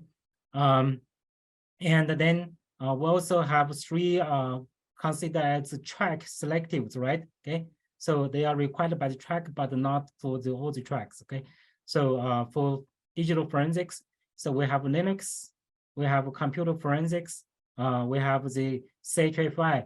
Actually, CHFI will be taken before this computer forensics, okay? So I'm going to talk a little bit about the kind of like relationships, okay? What it will be covered in each of those courses. Okay, so the A+ course is, just trying to introduce the basic of computer systems, right? I don't know if any of the instructor has talked about A+, but I know it will just cover the, computer components, right? Configurations, management, create accounts, create, all the different servers, right? And may talk about the, file systems if they have time, get the time. So one topics I would like to point out is that is the network fundamentals. I know, some depends on the instructors. Some instructor may, teach 1 week, or some instructor will teach 2 weeks. So about computer, networks. So you may have to use the trace. I forgot the name actually. So one of the tool, I forgot about the tool. Sorry about that. Okay. So but anyway, you may it will cover 1 or 2 weeks. So this is very important because for the later course like Security Plus or 6, SecOps, they really need those fundamentals. So that's why we put the network here. Okay, so the other 2 courses, the Security Plus, right? SecOps. So Security Plus will cover fundamentals about cybersecurity, basically all the aspects, right? From the security principles, governance, security risk management, security program development, then go to the more technology, technical ones like cryptographic basics, threat access control, identity management, network security, operating system security, and those emerging technology security like cloud security, IoT security. And of course, a little bit about the penetration testing process, okay? Vulnerabilities, attacks and threats, those things, okay? So basically it covers everything, okay, about the, cybersecurity. And it will be able to help you to prepare for the Security Plus, right, the certification. And the other one is the SecOps. So this one is mainly about network security. So depends on the instructor. It may cover the firewall. I'm not so sure about it. And then I do know that it will cover a lot of things like, okay, create the virtual machines, maybe build virtual networks, and then they were talking about the servers, okay, servers on the Linux systems, servers on the Windows systems, and then they were talking about the protocols, okay, network protocols. For example, TCP, right? Examine TCP, examine DHCP, examine DNS traffic. So this course is actually a very hands-on course, okay? So this is more hands-on than the other ones. Like even though like we know A+, Security+, half of the time they are supposed to cover the hands-on, but this one probably 70% of the time is hands-on. So you will work on lots of labs, okay? Lots of labs, okay? So that's about the CISC SecOps. For the forensic track, we do have three, selective course, right? One is Linux. I'm not a Linux expertise, so but I do know that in the A+ course, it may cover a little bit about Linux. Okay, I know CISC SecOps, it does have 1 week on maybe 1 lab or 2 labs on Linux. Okay, so but this course it will cover all the fundamentals. So I think the later on we have another PI we're talking about this. Okay. The second course is CHA5 for the selective, okay? So CHA5 will cover the basic fundamentals about forensic investigation. So supposedly, like talking about the law and regulations and the investigation procedures, and talking about the basic about computer systems, right? Linux, computer, Windows, computer system, Windows registry, Windows file system analysis, right? All those and the tools, right? They are going to use the open source tool, okay? Autopsy. So those are the, cover the basic, okay? Cover the basic about forensic investigation. So this 235 is, it's based to call like Windows forensic. So it will cover the Windows forensic, and we were using the commercial tool. It's called FTK, okay? From the access data. It's a commercial tool. It's much more powerful and mainly work for the Windows system. So it will, have more detailed investigation about the Microsoft products, right? Like Office, Windows operating system. So it will recover more information from those Windows systems. Okay. So it will talk about the file systems, right? The MMBR, those things, right? Partitions, whatever, and the NTFS, a file system, and the new, all these new file systems. Okay, and then it will also cover the Windows registry, cover the Office, right? So it will be very hands-on, very a lot of labs. Okay, and you have to use the FTK. Of course, we may use some other tools like Wireshark and others. And for this semester, this time, okay, we're going to try to use the ANDG. So that means we are no longer using the laptop remote access, okay? If everything works out, and it should be, okay? So then you will just can access at any time, anywhere. You don't need to have, special permission, okay? So you give your link and you should be able to access, okay? And they will provide a contained environment. I believe we have already have those cases built, and you just need to work on those cases, okay? Okay, so I think that's everything I would like to cover. Do you have any questions? I see there are some questions there, right? I was able to answer them. Okay, so all you'll be able to in answer. the chat. Okay. Yep. Okay, great. So everybody, I needed to go to class, so I will have to leave. Okay, thank you so much, everybody, and enjoy the evening. Okay, the rest. Thank you, Dr. Tu. Thank you. And then for those of us who chose the system admin track, we have our other PI, Dr. Shi, is here tonight, and I will turn it over to him to talk about that track. Hello, everyone. So Amber, can you hear me? Yes, thank you. Oh, thank you. How many minutes do I have? 8.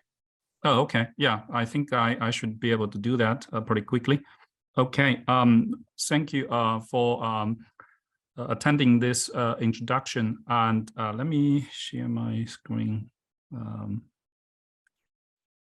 See this. Okay.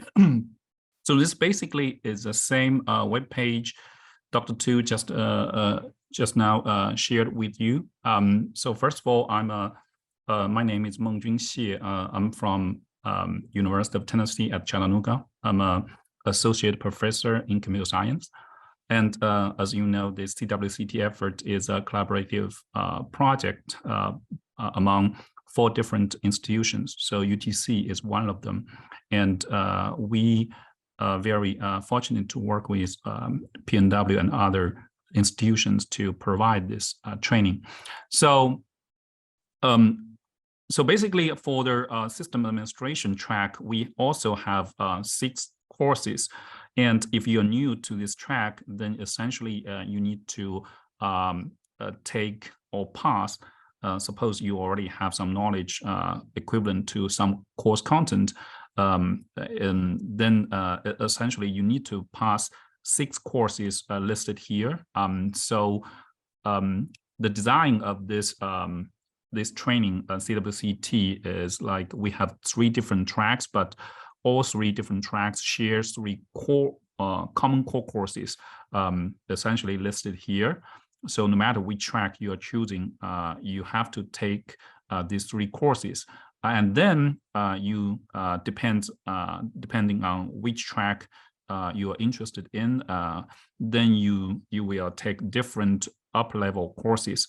So for system administration track, you essentially need to take this Linux system administration in 116, and then 200 level courses. One is ethical hacking, 225 and 230 cloud system administration. So for Linux system administration, essentially you will use Red Hat Academy content. I forgot the exact version, but it should be either the Red Hat Enterprise Linux 8 or 9, but it should be one of them. So that's so all the system administration actual content will be essentially you will be able to use the Red Hat Enterprise Linux as a kind of practice environment, and you will be able to use the practice platform provided by Red Hat Academy.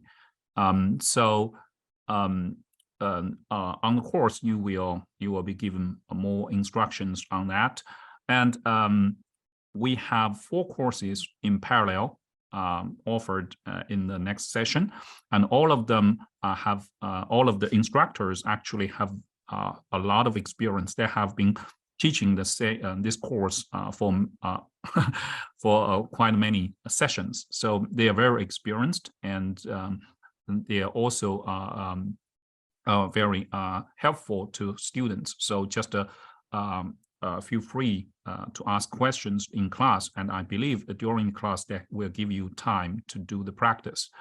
So it's a very hands-on course for Linux system administration. And then after you have gained that kind of experience, and you have gained enough networking knowledge from the Cisco CyberOps, then you will be better equipped for this ethical hacking and cloud system administration. So for ethical hacking, actually, I'm not quite familiar with the content because that is not prepared by me. But I understand that the content is essentially is from their EC Council. So if you are quite familiar with this, let me see, the EC Council CEH, then it should be pretty easy for you to get this to pass this ethical hacking. If you don't, then essentially after having taken this class, then you should be able to also be ready for taking this the certification exam to get that certificate from the EC Council on CEH. And the ethical hacking, essentially, my understanding is you will learn some practical skills on the penetration testing, including the practical knowledge on the network protocols, as well as administrative experience on the different operating systems, including Linux. And for the cloud administration, so here, after these 3 courses, we show also their sample sessions we assume that each student, suppose taking 2 courses in each session, then after 3 sessions, you will be able to finish this track. And here shows some kind of sample kind of their pathway for you to finish all 6 courses, and also list the mapping certification. So you can see that for the Linux administration, essentially you will be, after taking this course, you will be ready for the Red Hat certified system administrator or for the CompTIA Linux Plus. But there, here doesn't mean that it's 100% that you will pass, but it will give you sufficient knowledge to get yourself prepared for the exam. And I can tell you that our pass rate for the course, not for the certification exam, but for the course for Linux system administration is pretty high, as well as for the for these 2 up-level courses, including the SQL hacking and cloud system administration. For the cloud system administration, essentially, this course focuses on the OpenStack, which is an open source cloud platform. So we choose this platform as from the following 2 considerations. First, the OpenStack is open source, which means that you can, after taking this course, you can actually download the software. If you have some appropriate hardware, you actually can install and play with it by yourself, so for free. And there are plenty of documentation just from OpenStack itself and from other places, because OpenStack essentially is a collaborative project and supported by many industry players, including the IBM and the Rackspace and some others. So it's widely used also. And it will also provide you foundation for learning other popular cloud platforms like the AWS. Although their operation in terms of interface is different, but behind the concepts, the basic, the foundations behind those interface are essentially the same. Okay, so we will also use the Red Hat platform to do this course, and essentially you will see that. If you already, after you passing the Linux course, you will see it's quite familiar for you to use the same platform to learn this Linux system administration.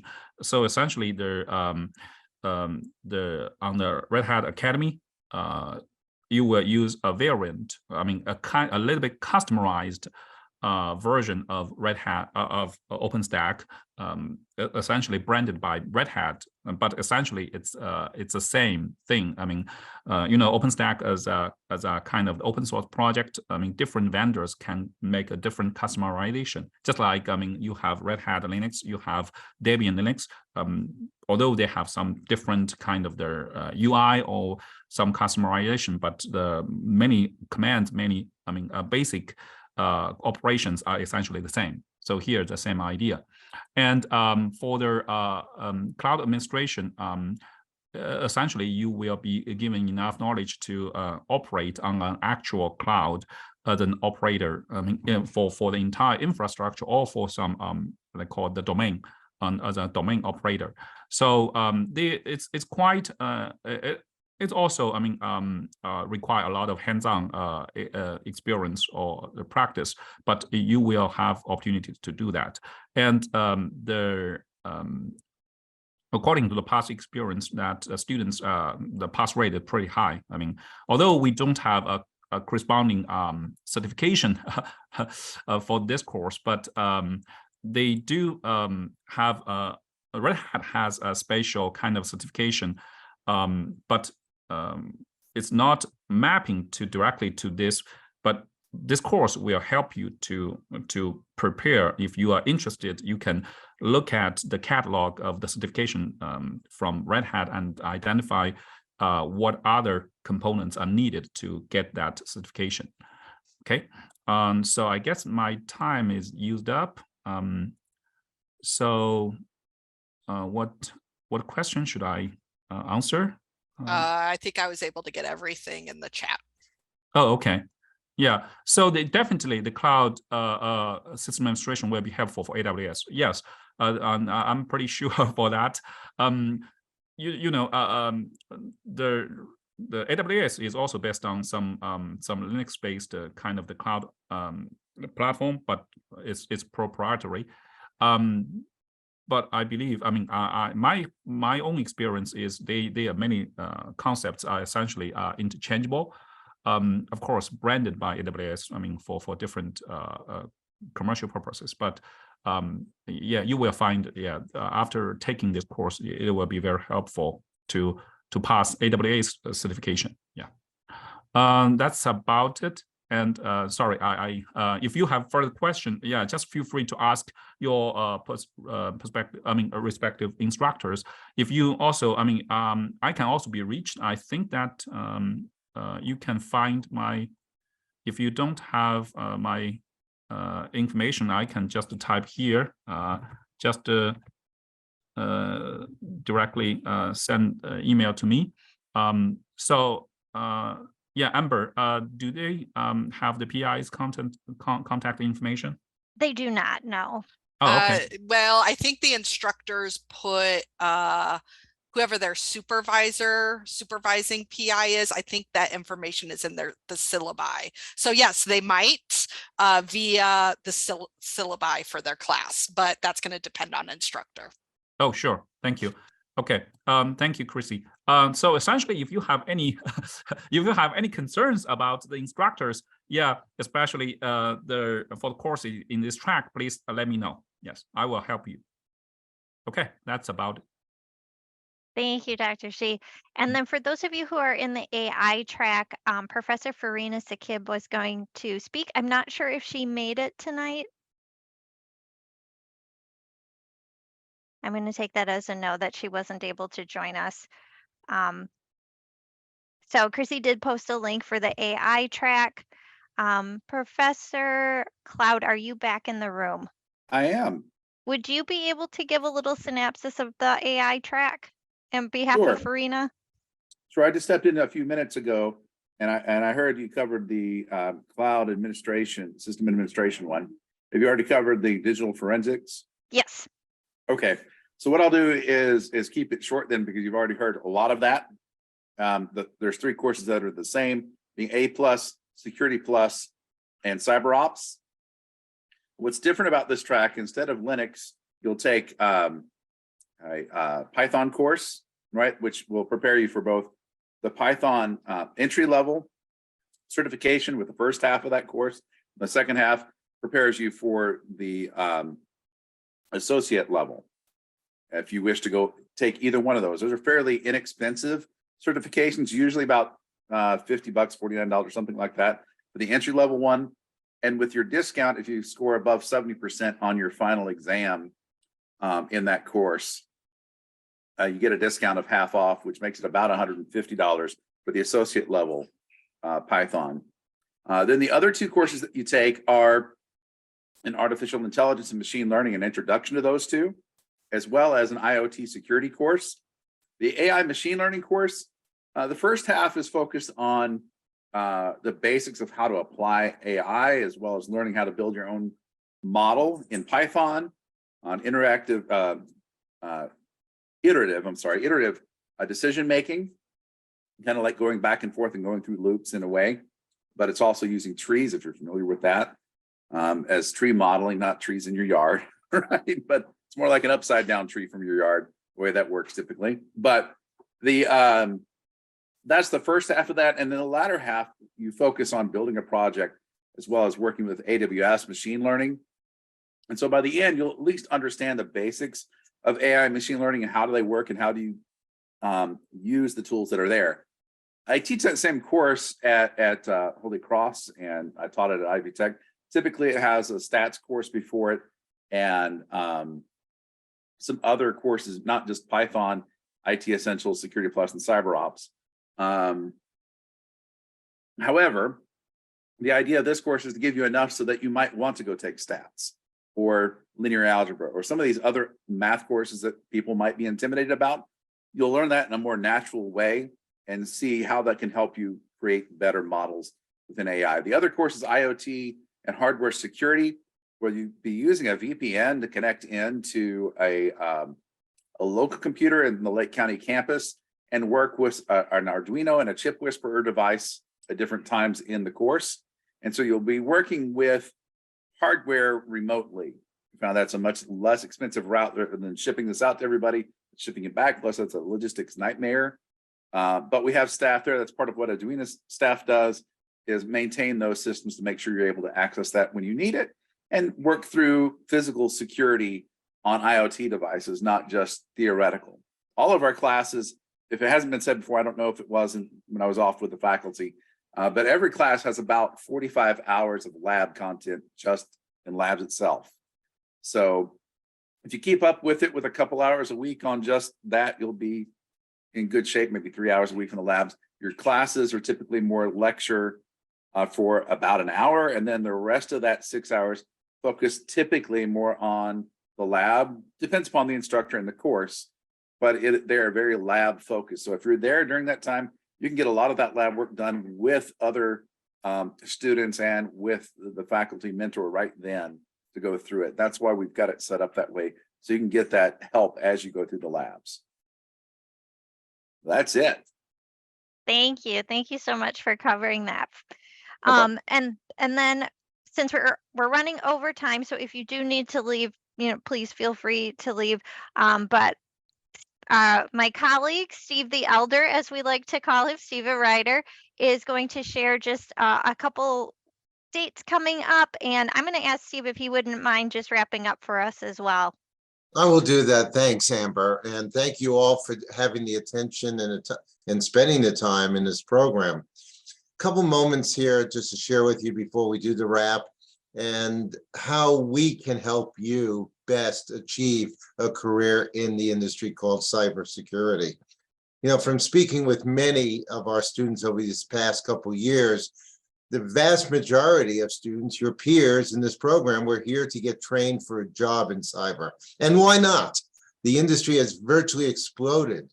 We now see that there are over 1.1 million jobs already filled. But by the way, there's 769,000 open positions today in the industry. And that number is projected to grow at a compounded rate of 22 to 24% per year over the next 3 years. Yet the onus in finding that job is you. We know that employers are begging for talent, but you need to learn how to find those jobs. To date, we've partnered with over 60 employers. They range from federal agencies such as FBI, DHS, TVA, to major companies, Accenture, Cisco, Bank of America, Deloitte, some mid-sized small companies, plus a number of recruiters and organizations that are helping vets specifically to find that perfect position. These people are looking for talent, and they're willing to pay in a big way. Yet you need to get a job to get experience. So how do you break in? Well, that's where we are trying to help out, and we have for these last 2 years. People who have 5 years of experience today have an average salary that exceeds $118,000. As we started our program, that number was $99,200. So, people are looking. How do you get there? How do you engage? About September of last year, I was in Huntsville. One of the CEOs at a conference with over 3,000 people in attendance told me that he will hire any person out of our program if they have a clearance. And by the way, if that person didn't have a clearance, he said he'd help them get it. That's the way employers are today. That doesn't make it easy. We offer tools to help you in that job search. Yes, we understand there are rare cases where someone chases you down to offer you a position, but unless you learn the real opportunities and get out and talk to people, you minimize your chances. Sending resumes to companies, taking valuable time and limiting yourself to using tools like Indeed rarely get the positions. Did you know that 80% of the jobs are not advertised? That 85% are found through networking? Just the facts, and you want those odds in your favor. As we said, we offer tools. First, I know early today, Steve Olson discussed something called the Fireside Chat, where you get to hear experts talk about how to conduct a job search. We had a session in the summer called How to Get a Better Job Quicker. Another one led by an expert from LinkedIn on how, and offered great advice on using their app. Then we have job fairs, virtual job fairs, because we are scattered around the world.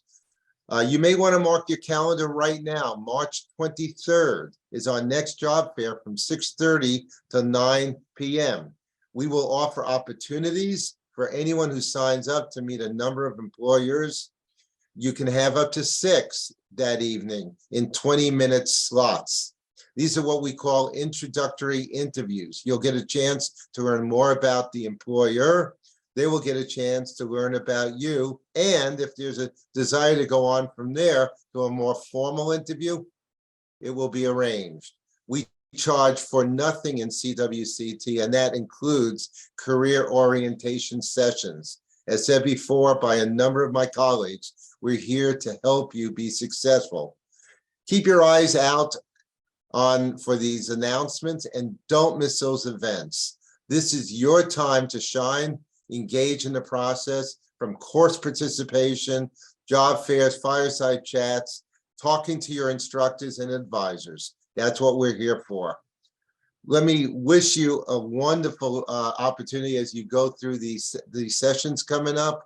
Thank you, Amber, for facilitating this, all the instructors, my peers, etc. And to all, have a great night. We wish you the best.